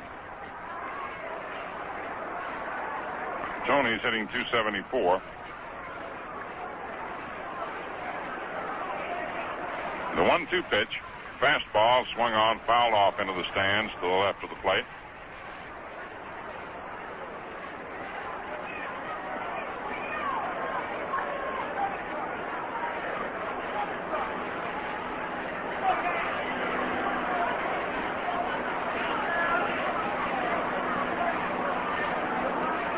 The 1-2 delivery.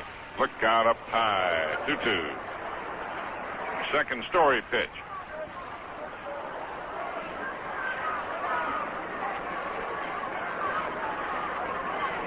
That one was up in the balcony. The 2-2 delivery. Changeup is swung on and fouled off up onto the roof.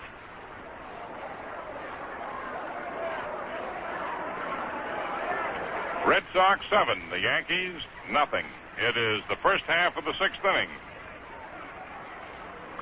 Tom Brewer's 2-2 delivery. Kubek takes a low fastball. Ball 3, 3-2. He went down to the basement. Went up in the balcony, up onto the roof. The payoff pitch is outside, ball 4. That was in the mezzanine. Kubek walks. Up comes Mantle. Second walk, Brewers issued both times. Kubek the recipients. Mantle flied to left center and struck out, hitting .304. Yogi Berra to follow.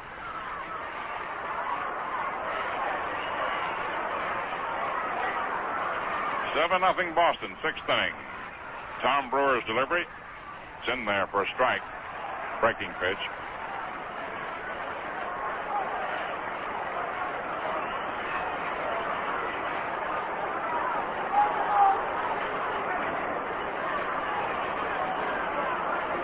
Brewer's next pitch is low inside in the dirt. 1-1.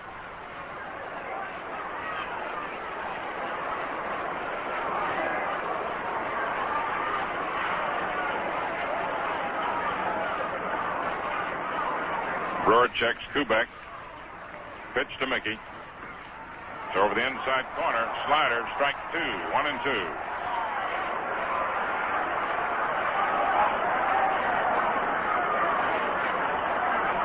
One ball, 2 strikes.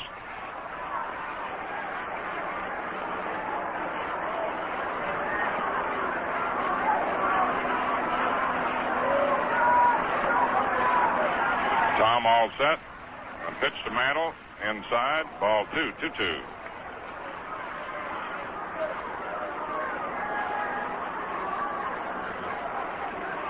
Two balls, 2 strikes.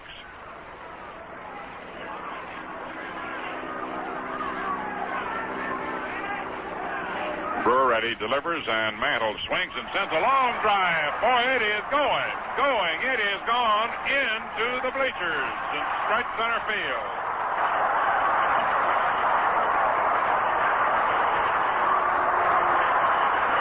Mickey Mantle getting his 34th homer and 74 runs batted in.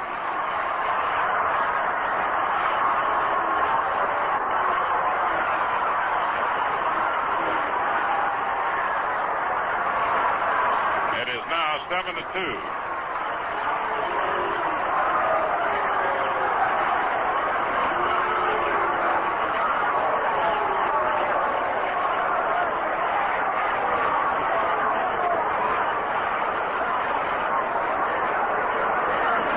Berra grounded to second and doubled. And the pitch. In there for a strike. Yogi didn't like the call.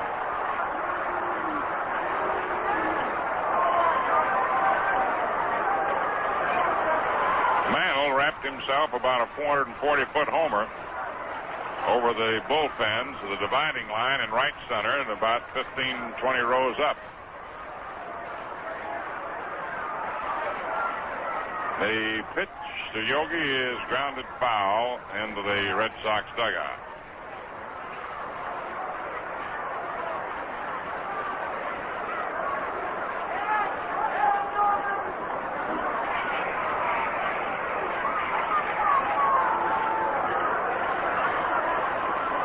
Yogi takes under the dirt.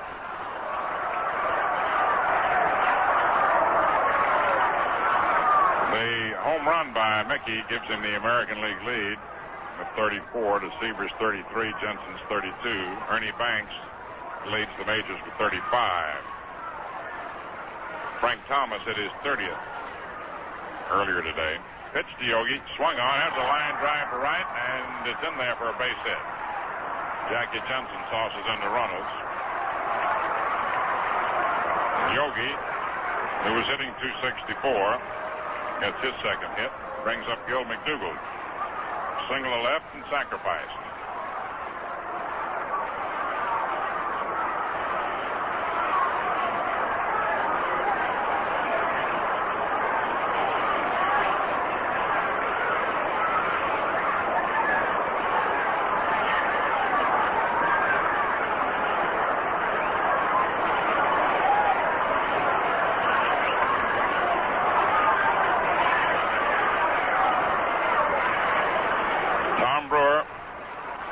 Working on Gill. Now the Red Sox bullpen gets busy.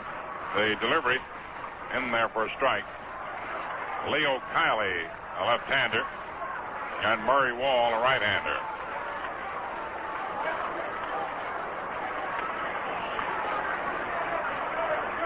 Here's the pitch to Gill. It's low outside. 1-1.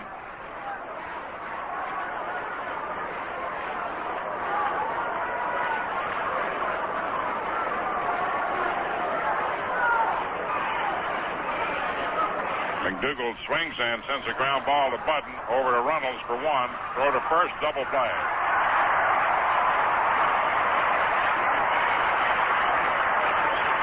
The Red Sox coming up for their 125th double play of the season. 2 down, nobody on, and here's Norm Sebring, who grounded to second and struck out, hitting .304. The Red Sox leading by a score of 7-2. It's the 6th inning.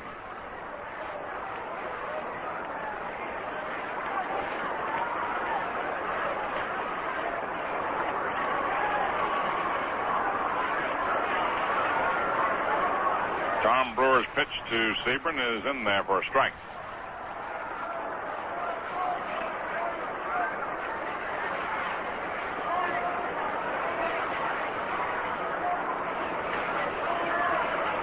One strike pitch. Change up is low and inside. The count is 1-1.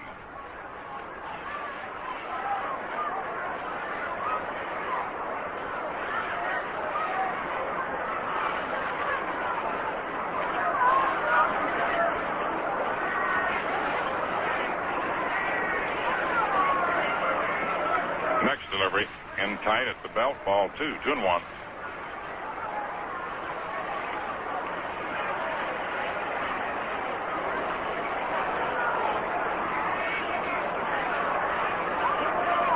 Two-one pitch. It's low, ball 3, 3-1.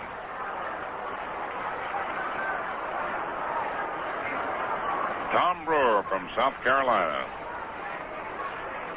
As a rule through the years, Brewer's had trouble with New York. He's a pitcher with good stuff. The 3-1 delivery. Swung on, a ground ball hit. Backhanded by Gernert. The throw to Brewer in time, and a beautiful play. And the side's retired. 2 runs on Mickey Mantle's 34th homer with 1 on. 2 hits, no errors, and no one left on. At the end of 5.5 innings of play, the Red Sox 7, the Yankees 2. Here's a song about Ballantine beer, the crisp refresher. To be crisp, a beer must be icily light. Icily light. Smooth and delicious, precisely right. Precisely right. Stively golden, crystally clear, the crisp refresher. The crisp refresher. Ballantine beer. Hey, get your cognac. Hey, get your Ballantine. Hey, get your cold beer. Get your ice cold Ballantine beer.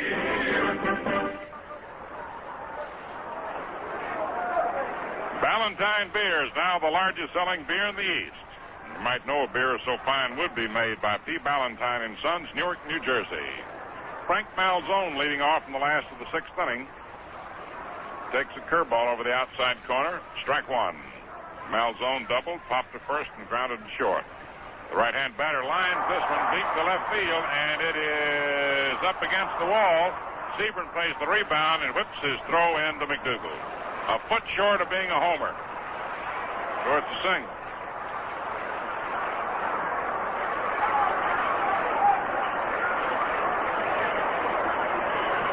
Malzone, who was hitting .302, singles high off the left field wall.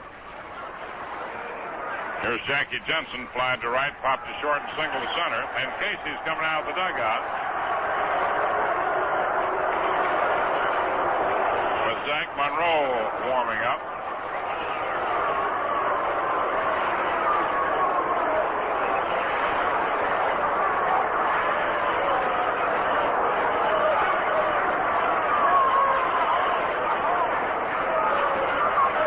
going to be all for Larsen. Went 5 innings plus, giving up 11 hits.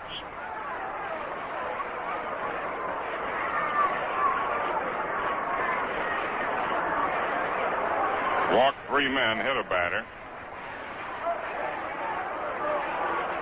No strikeouts.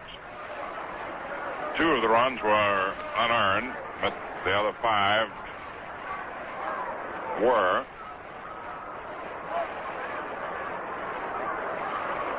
And Zach Monroe is coming in.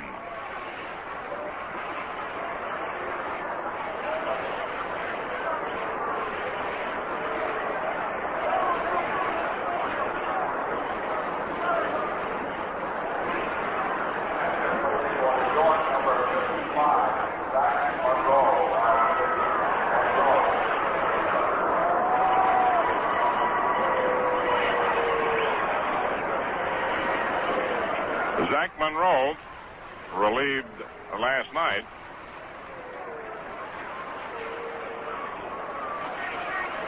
Coming in for the 14th time this year since he was called up from Denver. He started 4 games, a 2-1 record, 0-0 against the Red Sox. A hand for Larsen.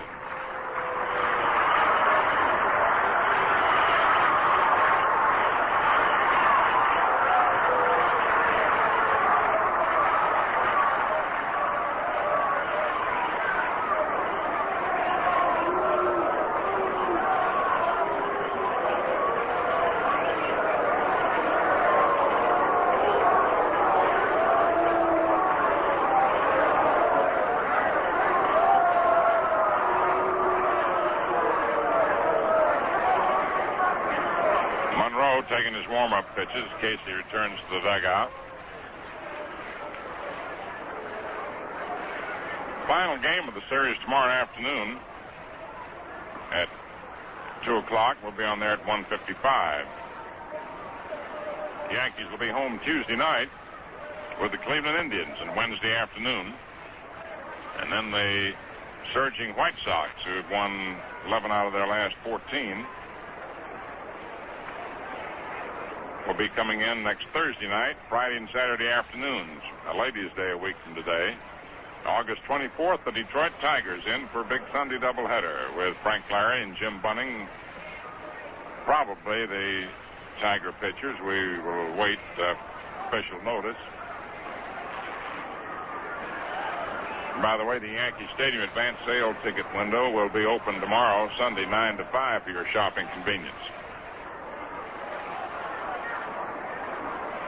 Red Sox out in front, 7-2. It's the last of the 6th inning. Malzone on first base, nobody out. Here's Jackie Johnson with Dick Gernert on deck. Kershaw to follow. Zach Monroe's delivery in there for a strike.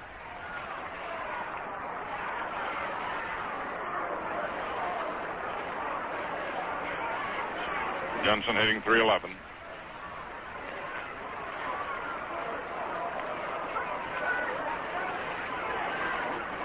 Monroe's next pitch, outside low, ball 1-1.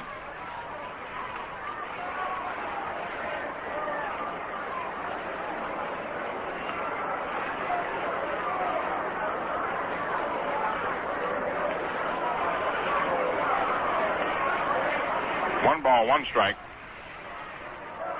And the next pitch, it's over, strike 2, 1-2, palm ball.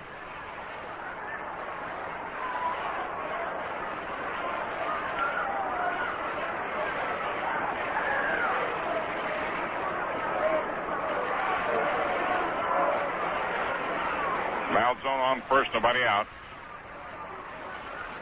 Monroe into the stretch. And the pitch. Low outside, 2-2.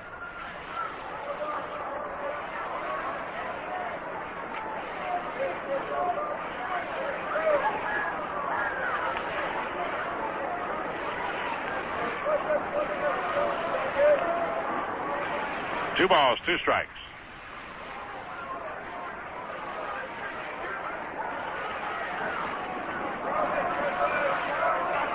Now the pitch.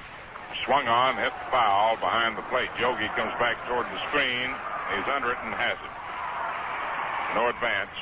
Throws down to first, but Malzone gets back. Jensen fouls out to Berra. Dick Gernert fouled to Kubek in behind Lumpy. Double to left and hit a homer into the left field screen, batting .236.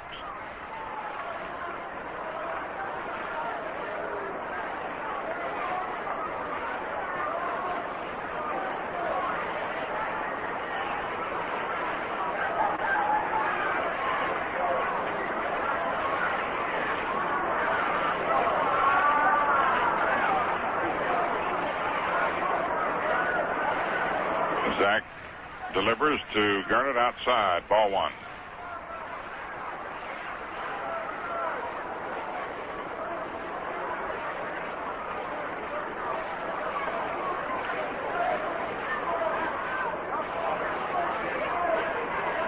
The right-hander ready. Pitches. Swung on line to left field for a base hit. Sebring up with the ball. Malzone stops at second. The throw goes toward third, cut off by Kubek. Runners on first and second, one out, and the batter is Jimmy Pearsall, who singled to center, was thrown out on a bunt, and grounded to third. Hitting .245.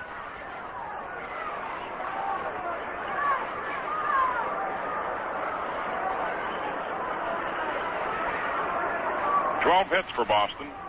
Red Sox leading 7-2, sixth inning. Zach Monroe's pitch to Pearsall is over. Strike one.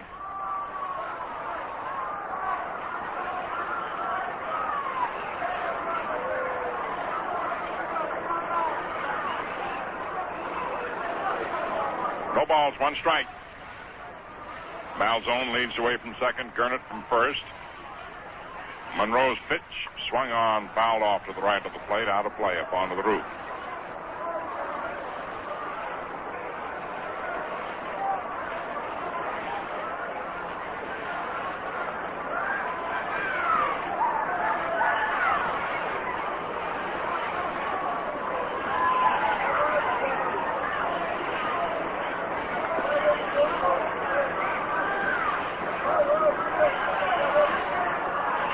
Now the next pitch. Palm ball swung on, grounded to Kubek, to McDougal for one, back on to Thornberry, double play. Sides retired. No runs, 2 hits, no errors, 1 left on. At the end of 6 innings, the Red Sox 7 runs, 12 hits, 1 error, 9 men left on. The Yankees 2 runs, 4 hits, 1 error, and 4 left on. All other games in the American League tonight: Washington, Baltimore, Cleveland, Chicago, Detroit at Kansas City. In the National League, Philadelphia at Milwaukee, 1-1 at the end of 4.5 innings. With Simmons and Spahn the pitchers. Chicago at San Francisco, a later start. Pittsburgh 3, Cincinnati 2 at the end of 4 innings. Friend for the Pirates. Haddix for Cincinnati. Schmidt relieved in the second. Frank Thomas homered in the second for the Pirates, his 30th. Robinson in the fourth with 1 on for Cincinnati in the only game scheduled in the National League.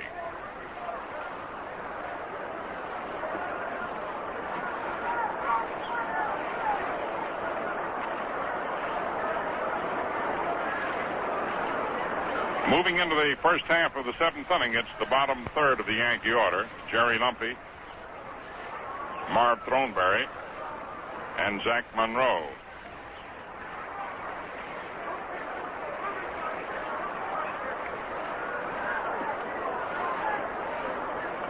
Art Ditmar and Ike DeLocke are the probable pitchers for tomorrow's series finale. The Yankees will be home Tuesday night with the Cleveland Indians.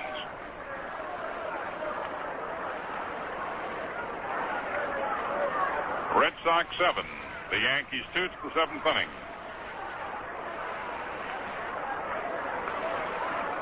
Tom Brewer swings to the windup, and the pitch. Swung on, hit back to the box by Lumpy. Brewer throws over to first to Gernert, 1 away. And Jerry was hitting .279. Here's Marv Thornberry batting .219. Grounded to second and first. Nothing for 2.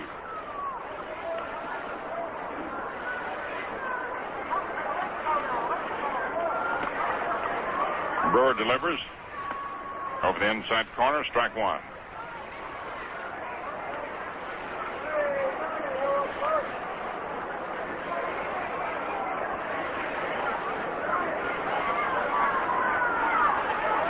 The right-hander throws. Throneberry takes high. 1-1.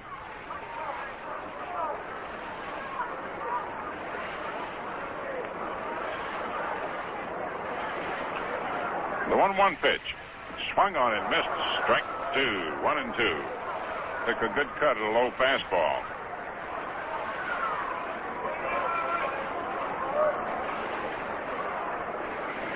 Weather's cooled off today.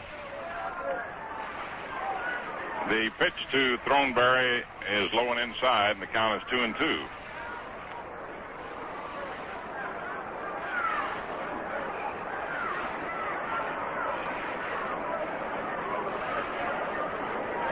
A 2-2 count.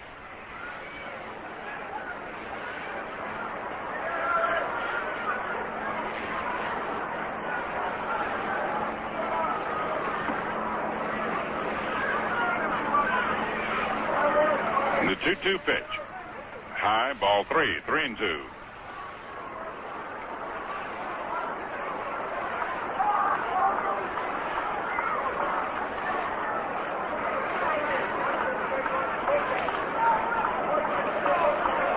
Now the 3-2 pitch.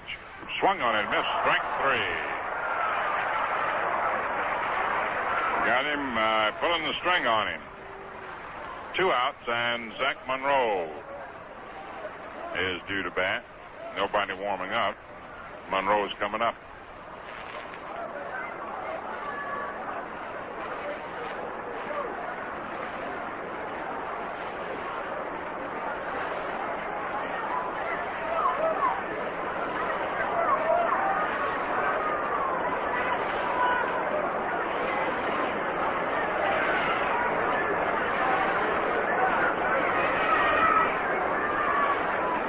Monroe is 0-for-9. Brewers pitch in there. Strike one. Boston 7, Yankees 2. It's the 7th inning.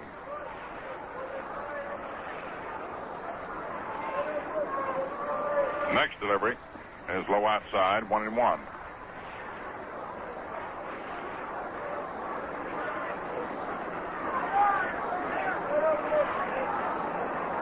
Now the 1-1 pitch. Low and inside, ball 2. A lot of broadcast and telecast of this game today. Our own, that of the Red Sox, Kurt Gowdy and Bob Murphy. The next pitch is swung on and missed. Strike 2.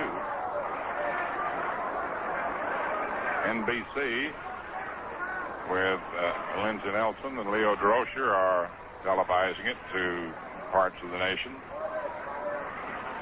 Now the pitch is swung on. Little roller hit to Brewer. He grabs it and runs to first. It was between the bag and the mound. Gernert went over, and Brewer running over it, grabbed it, and just kept going. No runs, no hits, no errors, no one left on. And now, at the end of 6.5 innings, the score remains the Red Sox 7 and the Yankees 2. You know, baseball has its fair share of complications, but here's one on the lighter side that beats them all. Down south, a pitcher batting out of turn hit a home run to win his own game. Seems that he came in to relieve another pitcher who, in turn, was moved to left field. And the pair switched positions twice with the original pitcher batting ninth. Next inning, the reliever mistakenly batted ninth and hit a home run to break a 12th inning tie and won his own game. And the mix-up wasn't noticed until the next half inning. Of course, that was too late for the team in the field to appeal for the batting out of turn. I bet if it was a tall, frosty glass with a crisper pressure, they would have noticed it, though. Fact is, they couldn't have helped it because now Ballantine is the largest selling beer in the East. And that's because Ballantine has just what you want in beer.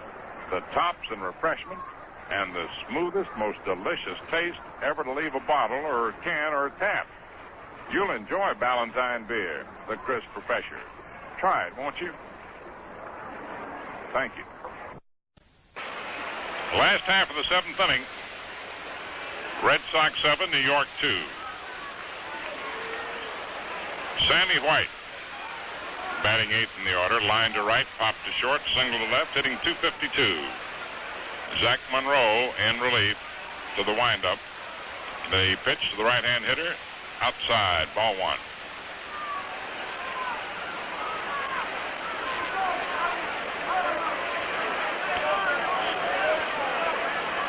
The 1-0 pitch. Swung on, lined over McDougal's head to right center for a base hit. Mantle races over, cuts the ball off. White takes a big turn and holds up. Throw is whipped into McDougal. Now Tommy Brewer. Walk, safe on a drop fly and doubled.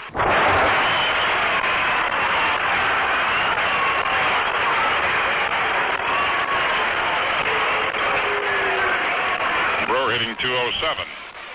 Don Budden on deck.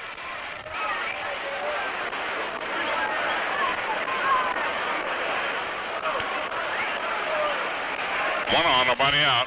13 hits for Boston. Brewer bunts foul right of the plate, strike one.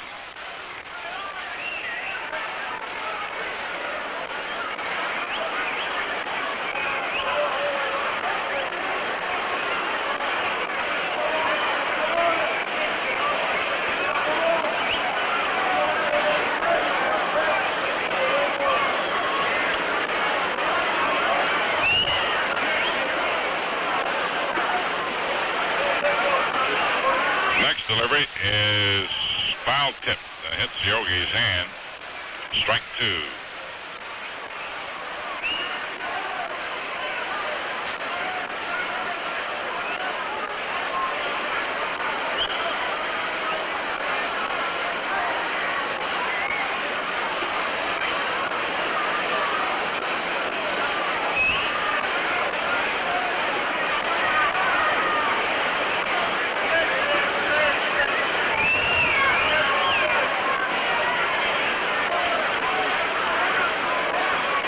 No balls, two strikes.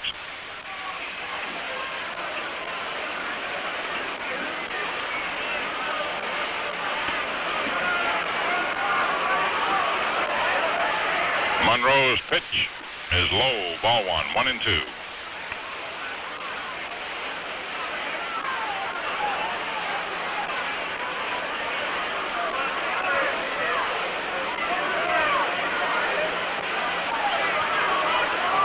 Next delivery, foul back. Count remains 1-2.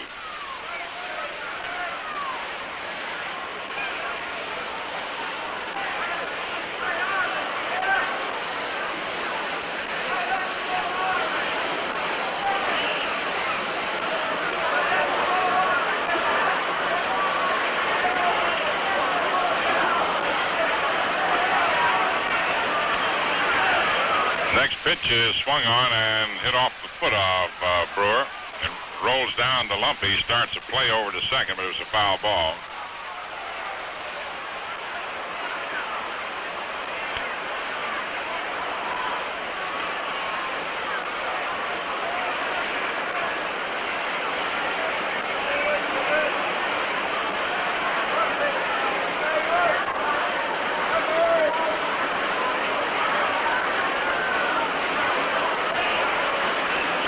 A 1-2 count on Brewer.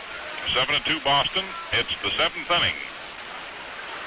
Pittsburgh, Cincinnati, 3-3 at the end of 5. Philadelphia, Milwaukee, 1-1 at the end of 5.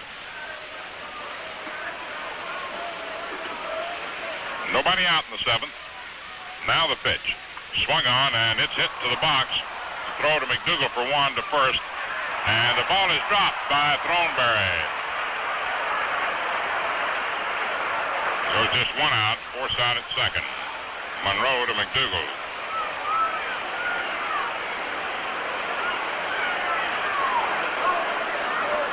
One on, one out. The batter now is Don Budden. Double to left, line to third, walked and was hit by a pitched ball.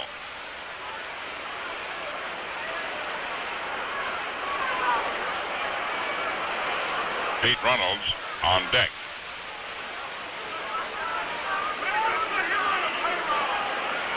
Zach Monroe checks his runner. The pitch swung on, line to Thornberry, steps on first, and the side's retired.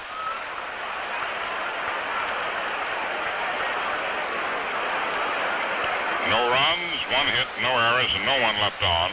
It was a wicked liner. Thornberry just grabbed it as he danced off the bag. The ball was hit between him and the bag, about a foot off the ground. At the end of 7 innings, the Red Sox 7 runs, 13 hits, 1 error, 9 left on. The Yankees 2 runs, 4 hits, 1 error, and 4 left on. Phil Rizzuto's coming on over to finish up as we switch back to TV. Phil's coming now.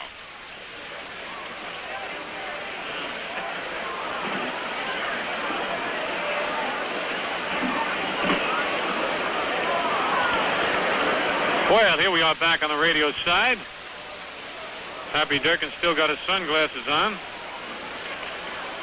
even though the sun's been in all day. Hank Bauer steps into the batter's box, leading off for the Yankees here in the top of the 8th. The Red Sox leading 7-2. The pitch to Bauer is lined over third base down the left field line. Hank around first base. He's heading for second, and he's in there easily with a stand-up double. Hit number 5 off Brewer. Tony Kubek to be the batter. And say, fans, you know how refreshing a walk through the woods can be? Well, that's the kind of refreshment you get with Ballantine beer, the crisp refresher. Enjoy the largest selling beer in the East soon.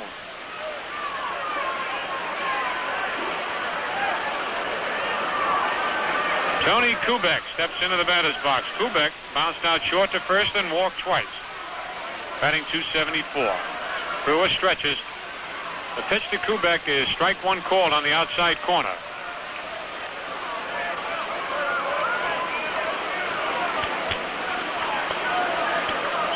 Bauer got his 18th double of the year. Pitch to Kubek is fouled at the plate. Strike 2. And while they're getting a new ball in play, we pause for station identification. Your dial is set at 1460 WOKO First in Albany, New York. Remember, the Troy Buick Roundup follows the game with Jack McNamee. Kubek swings at a low curve ball, doesn't get it. Strike 3. And that's strikeout number 4 for Brewer, and here comes Mickey Mantle. Mickey fly to left field, struck out and homered deep into the right center field bleachers for his 34th homer of the year. Mantle now batting .306.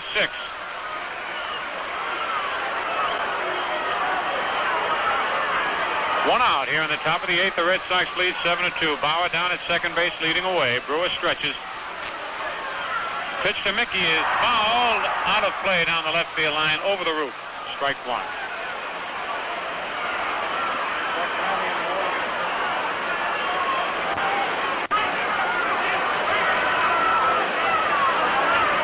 One strike on Mickey, 1 out.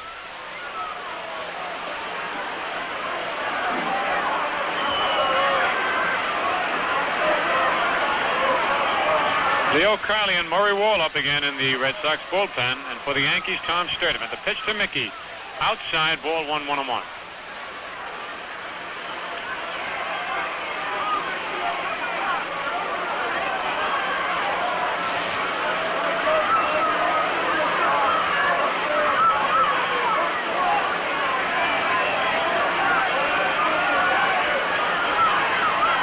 Brewer stretches. The pitch way outside, ball 2, 2-1.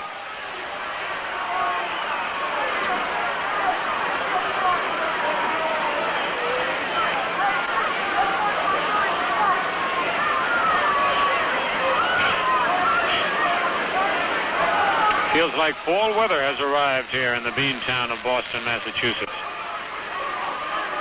Real brisk wind whipping up.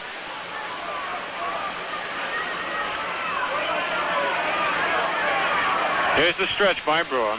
The pitch is just outside, ball 3, 3-1. Sammy White flips the ball up in the air, drops it, picks it up, throws it back to the mound. Sammy thought that ball had the corner.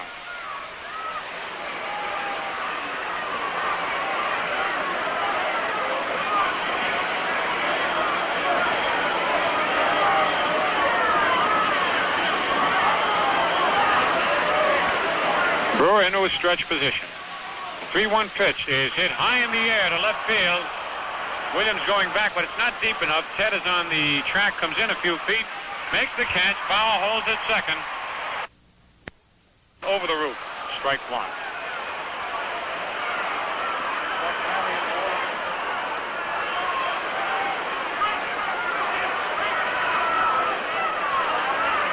One strike on Mickey, one out.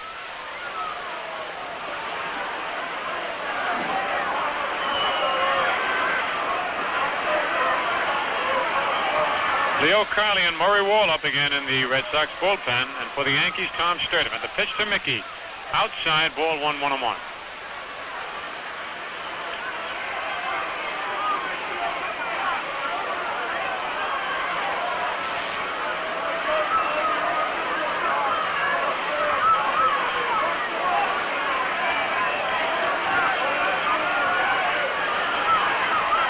Brewer stretches. The pitch way outside, ball 2, 2-1.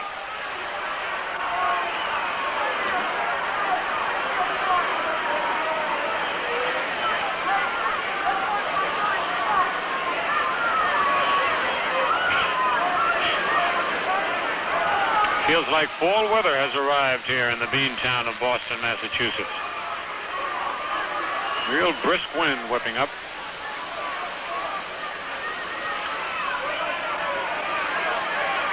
Here's the stretch by Brewer.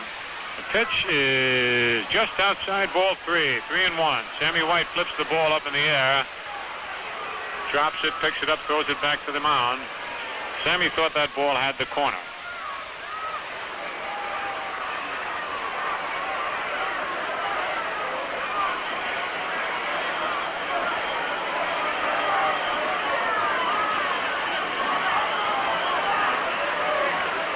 Brewer into a stretch position.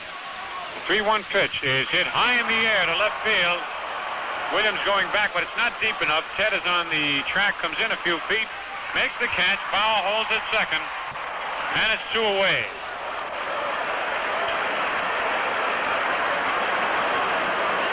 Two away, and here comes Yogi Berra.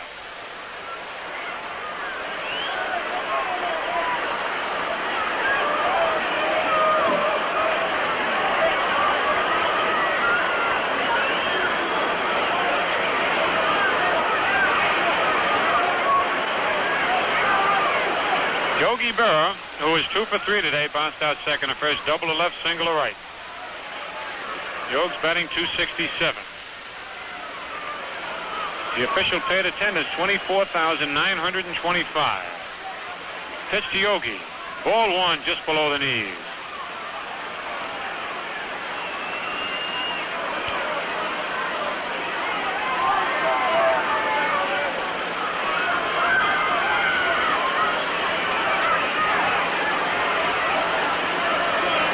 Away. Bauer still down at second base.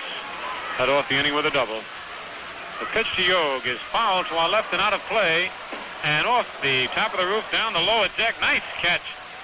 The fella's shaking his hands down there that caught that ball. It caromed off the top of the Skyview seats down into the lower box seats. 1 ball, 1 strike on Yogi. 2 out. The Red Sox lead 7-2 here in the top of the 8th.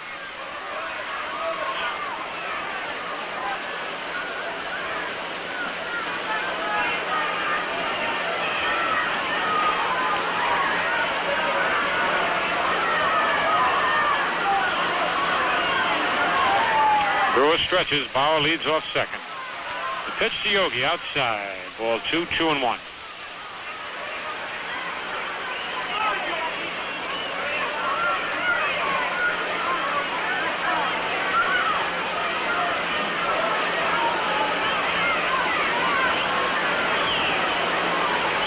2 balls, 1 strike to count on Yogi.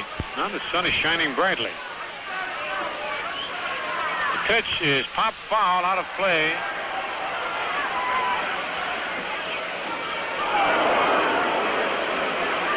Right up by Tom Yorkie, Bucky Harris, and Joe Cronin. Johnny Murphy. Just waving to Johnny Murphy, who is the head of the farm system for the Boston Red Sox. Old fireman John Murphy sitting up there with some pretty fair managers and ball players. Joe Cronin and Bucky Harris. I played on the same team with Murphy back in 41 and 42 with the Yankees. That was the year Gomez would start and Murphy would finish the game. Here's the stretch. The pitch to Yogi is strike 3, swings and misses, and he was really fooled on that sidearm curveball.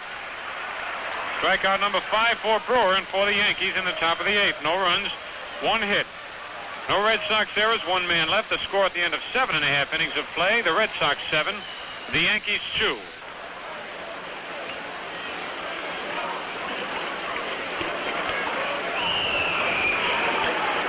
Pete Runnels, who's having himself another good day at the expense of the Yankees. He's 2 for 3, bounced out second to first, walk, single to right and single to center. He's driven in 2 runs. Pete batting .331. We're in the bottom of the 8th inning with the Red Sox leading 7-2. On deck, Ted Williams.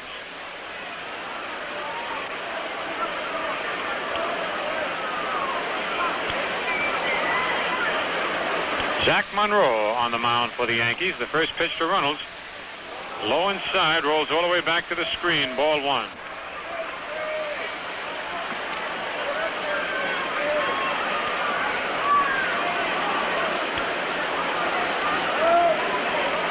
The windup and the pitch high inside, and Runnels hits the dirt.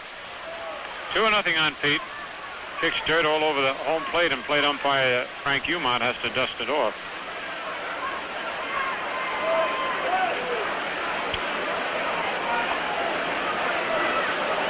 Around home plate, they have sort of a reddish kind of clay, different from the baselines and the infield, which is a dark brown dirt. Pitch is outside, ball 3, 3-0.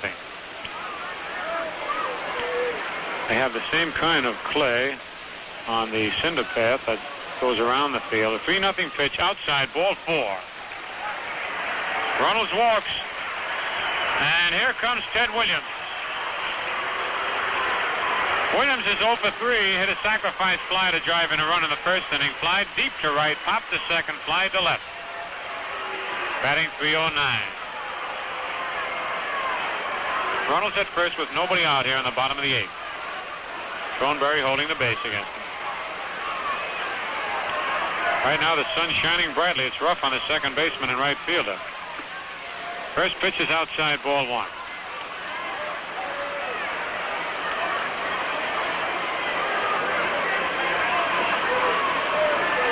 Here's the stretch. Farm ball is outside, ball 2, 2-0.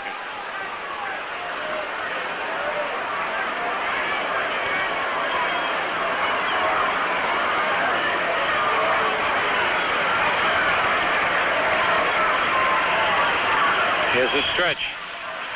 Pitch is foul off Williams' foot that time. Man, we've had a lot of that in this series. He really had a cut at that one, but just swung over the ball. Fouled it down into the dirt.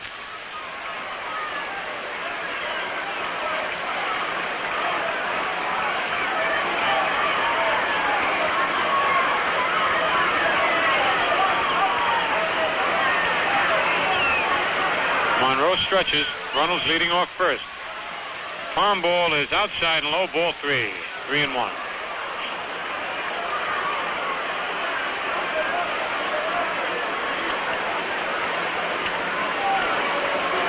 See if Runnels will be going with the pitch. 3-1, nobody out. Pete leads off first base. Here's the stretch. He doesn't go. The ball is hit back to the box to Kubek for 1. Back to first, double play. A nice play by Zach Monroe to take a base hit away from Ted Williams. That's 2 nice stops that Monroe has made on hard hit balls back through the middle. Play goes from the pitcher to the shortstop to the first baseman, and it's 2 away. 2 out. Here's Frank Malzone. Malzone is double to left, popped to first, bounced out short to first, and single to left.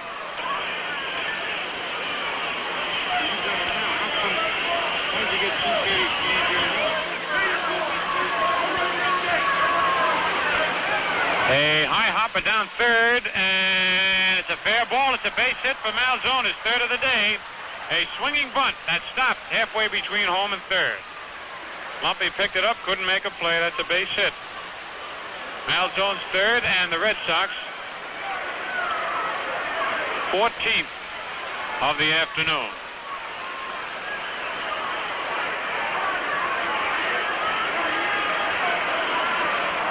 Here's Jackie Jensen. Jackie fly to right, popped to short, single to center, and popped to the catcher. He's 1 for 4, scored a run, and he's batting .310.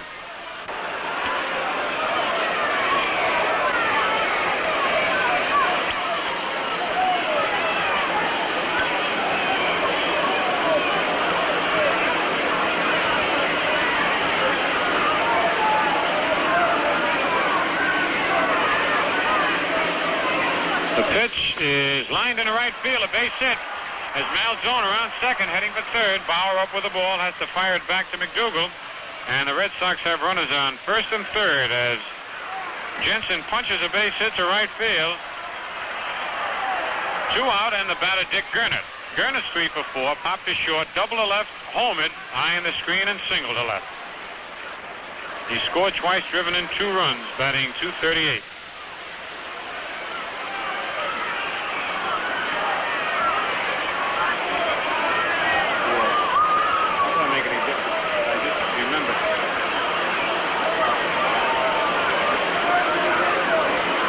Here in the bottom of the 8th. Double play got Monroe out of trouble for a while, but he's back in it again now. Runners at first and third with 2 out. Pitch to Gernert is fouled over by the Yankee dugout, rolling into the dugout. Strike 1.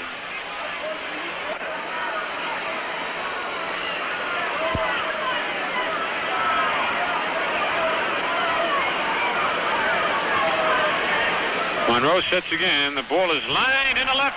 No, Kubek makes a beautiful backhanded catch going towards left field. It looked like almost another base hit for Gernert, but a nice play by Kubek. Retires the side for the Yankees. Red Sox, rather, in the bottom of the 8th. No runs, 2 base hits. No Yankee errors and 1 man left on base. 2 men left on base. Score at the end of 8 full innings, the Red Sox 7 and the Yankees 2. Well, the Yankees need 5 to tie and 6 to go ahead here. We're in the top of the 9th. Gil McDougal, who single to left, sacrificed and hit into a double play, the batter. Gil batting .261. 7-2 in favor of the Red Sox.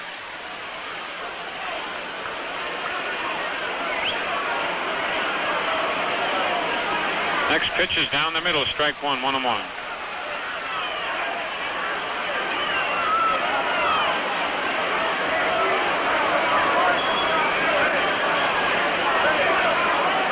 The 1-1 pitch is hit on the ground. Malzone can't get it. Button can't get it. It's a base hit out to left field. They both had a shot for it, but it just missed their gloves. Another base hit for Gil, his second of the day. Hit number 6 off Brewer.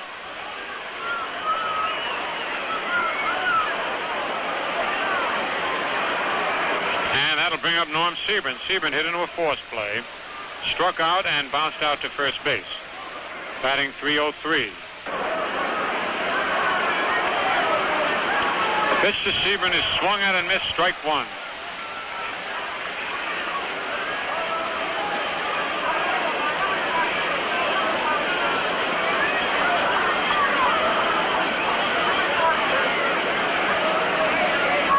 Next pitch is a curve hit deep to left center field and off the wall. Here's McDougal around second, heading for third. Sebring slides into second with a double. A long line drive to left center field.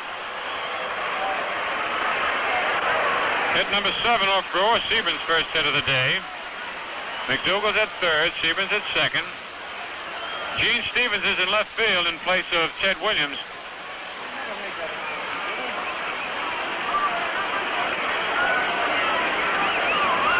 Nobody out. Runners at second and third. The Red Sox lead 7-2. We're in the top of the ninth. Jerry Lumpy, who bounced out to first base, second to first, and back to the box as the batter. Mark Throneberry is on deck. The pitch to Lumpy is lined in the left center field. Stevens over Pearsall, and Pearsall makes the catch. McDougal tags up and scores easily after the play. Sieben holds at second. A nice play by Jimmy Pearsall. That's a sacrifice fly and an RBI for Jerry Lumpy, scoring McDougal. And it's now a 7-3 ball game. One away. Here's Mark Throneberry. Throneberry is 0 for 3. Bounced out second to first. Bounced out to first base and struck out.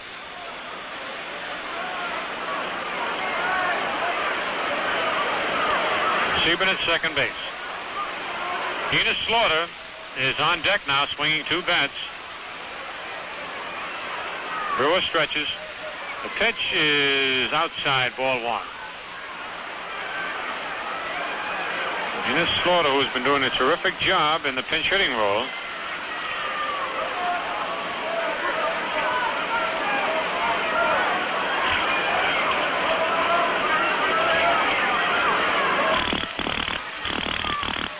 There's a curveball outside and low. Ball 2, 2-0.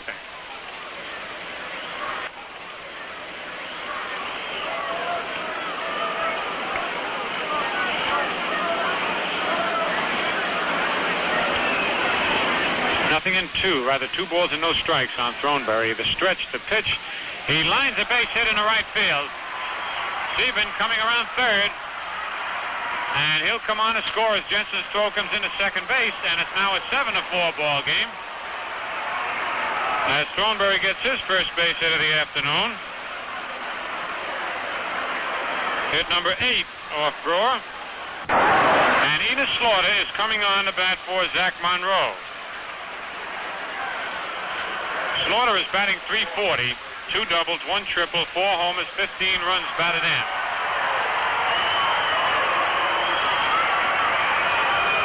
Dave Ferris and Mike Pinky Higgins are in a huddle on the Red Sox bench. Throneberry's at first with 1 away. 2 runs in here in the top of the ninth. It's a 7-4 ball game. Gernert not holding Throneberry on.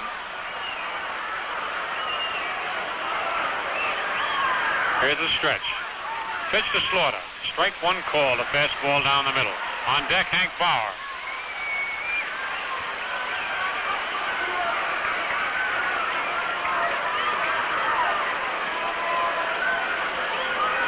Pitch is strike 2 call. A curveball on the outside corner.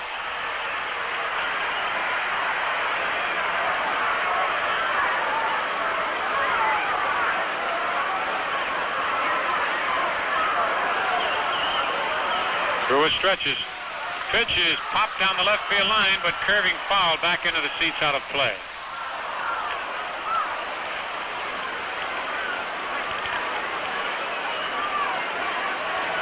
Nothing in 2 on Enos Slaughter.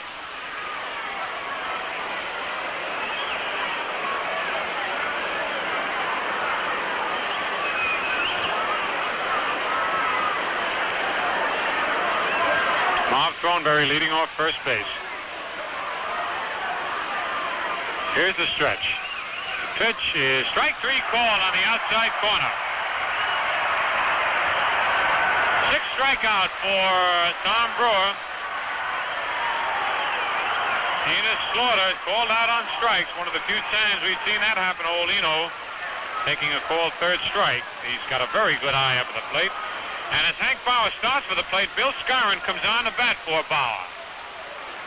Hank was 1 for 4. He had a double while he was in there. And Bill Scarron comes on. Scarron is batting .293. Has 19 doubles, 3 triples, 12 homers, 63 runs batted in. The Yankees down to their last out. They trailed 7-4 here in the top of the ninth. Throneberry's at first.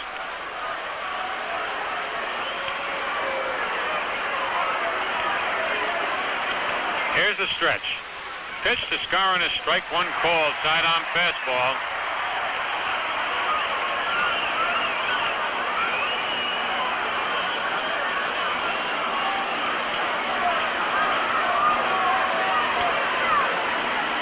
Brewer stretches again. The pitch is hit on the ground to shortstop. Skowron can't run. Button flips easily to first base. Moose limping. The ball game is over. The Red Sox win it 7-4. Brewer being congratulated as he walks into the dugout. The Red Sox take their second in a row over the Yankees. And for the Yankees in the top of the ninth, 2 runs on 3 base hits. No Red Sox errors and 1 man left on base. And so Tom Brewer picks up his 3rd lifetime win against the Yankees. He's lost to them 11 times. Now, while Joe Ripley gets the totals ready, I'm going to help myself to something I know you'll enjoy. The Crisp Refresher Ballantine Beer. Icily light, smooth and delicious as a beer can be. That's Ballantine. Now the largest selling beer in the East. You know, we'll have another game in the 12th straight year of baseball in Ballantine when the Yankees meet the Boston Red Sox tomorrow afternoon here at Fenway Park. And once again, Mel Allen and I will be on hand. Same station, of course, at 1:55 p.m. to bring you the play-by-play. Here are the totals for the Boston Red Sox. 7 runs, 15 hits, 1 error, 11 men left on base. For the Yankees, 4 runs, 8 hits, 1 error, and 6 men left on base. The winning pitcher, Tom Brewer, whose record is 7 wins and 10 defeats. Against the Yankees this year, he's won 1 and lost 1. As we told you, his lifetime record against the Yankees, he's won 3 and lost 11. The loser is Don Larsen, whose record is now 8 wins and 6 defeats. Against the Red Sox, he's won 2 and lost 2. Brewer went all the way. The Yankees scored 2 runs in the 6th inning when Kubek walked and Mantle hit his 34th homer of the year deep into the right center field bleachers. They scored 2 more in the 9th when McDougal singled, Sebring doubled, and Lumpy hit a sacrifice fly to center. Thornberry then followed with a single, scoring Sebring. That was all the scoring for the Yankees. For the Red Sox, Larsen started, went 5 innings, giving up 11 hits and allowing 7 runs. Zach Monroe finished up. For the Red Sox, they scored 1 in the 1st inning. They scored 2 in the 4th. They scored 4 in the 5th, featured by a 2-run homer by Dick Gernert. Gernert, by the way, had 3 base hits, a single, a double, and a home run. And that was all the scoring for the ball game. Malzone had 3 base hits. Jackie Jensen had 2. Brewer drove in a run and scored a run, helping his own cause. And Pete Runnels, the league leading hitter, was 2 for 3 on the day, finished the day batting .331. So we have another big ball game tomorrow. This broadcast was brought to you by courtesy of P. Ballantine and Sons, Newark, New Jersey, and R.J. Reynolds Tobacco Company in cooperation with Sports Network and by authority of the Yankees. It was intended solely for the private enjoyment of you, our listening audience. Any rebroadcast or other use of this play-by-play description without the express consent of the Yankees is prohibited. And don't forget to stay tuned for Sports Extra following our broadcast with Gussie Moran, Marty Glickman, and today's special guest, Tom Meany. And now this is Phil Rizzuto saying so long for Mel Allen, Joe Ripley, Pappy Durkin, and for Ballantine Beer, the Crisp Refresher. And of course for Winston, America's best-selling, best-tasting filter cigarette. Tune in our next game tomorrow afternoon. And in the meantime, be sure to look for the famous 3-ring sign and ask the man for Ballantine. Ballantine Beer. Once again, the final score, the Red Sox 7 and the Yankees 4. So long, everybody.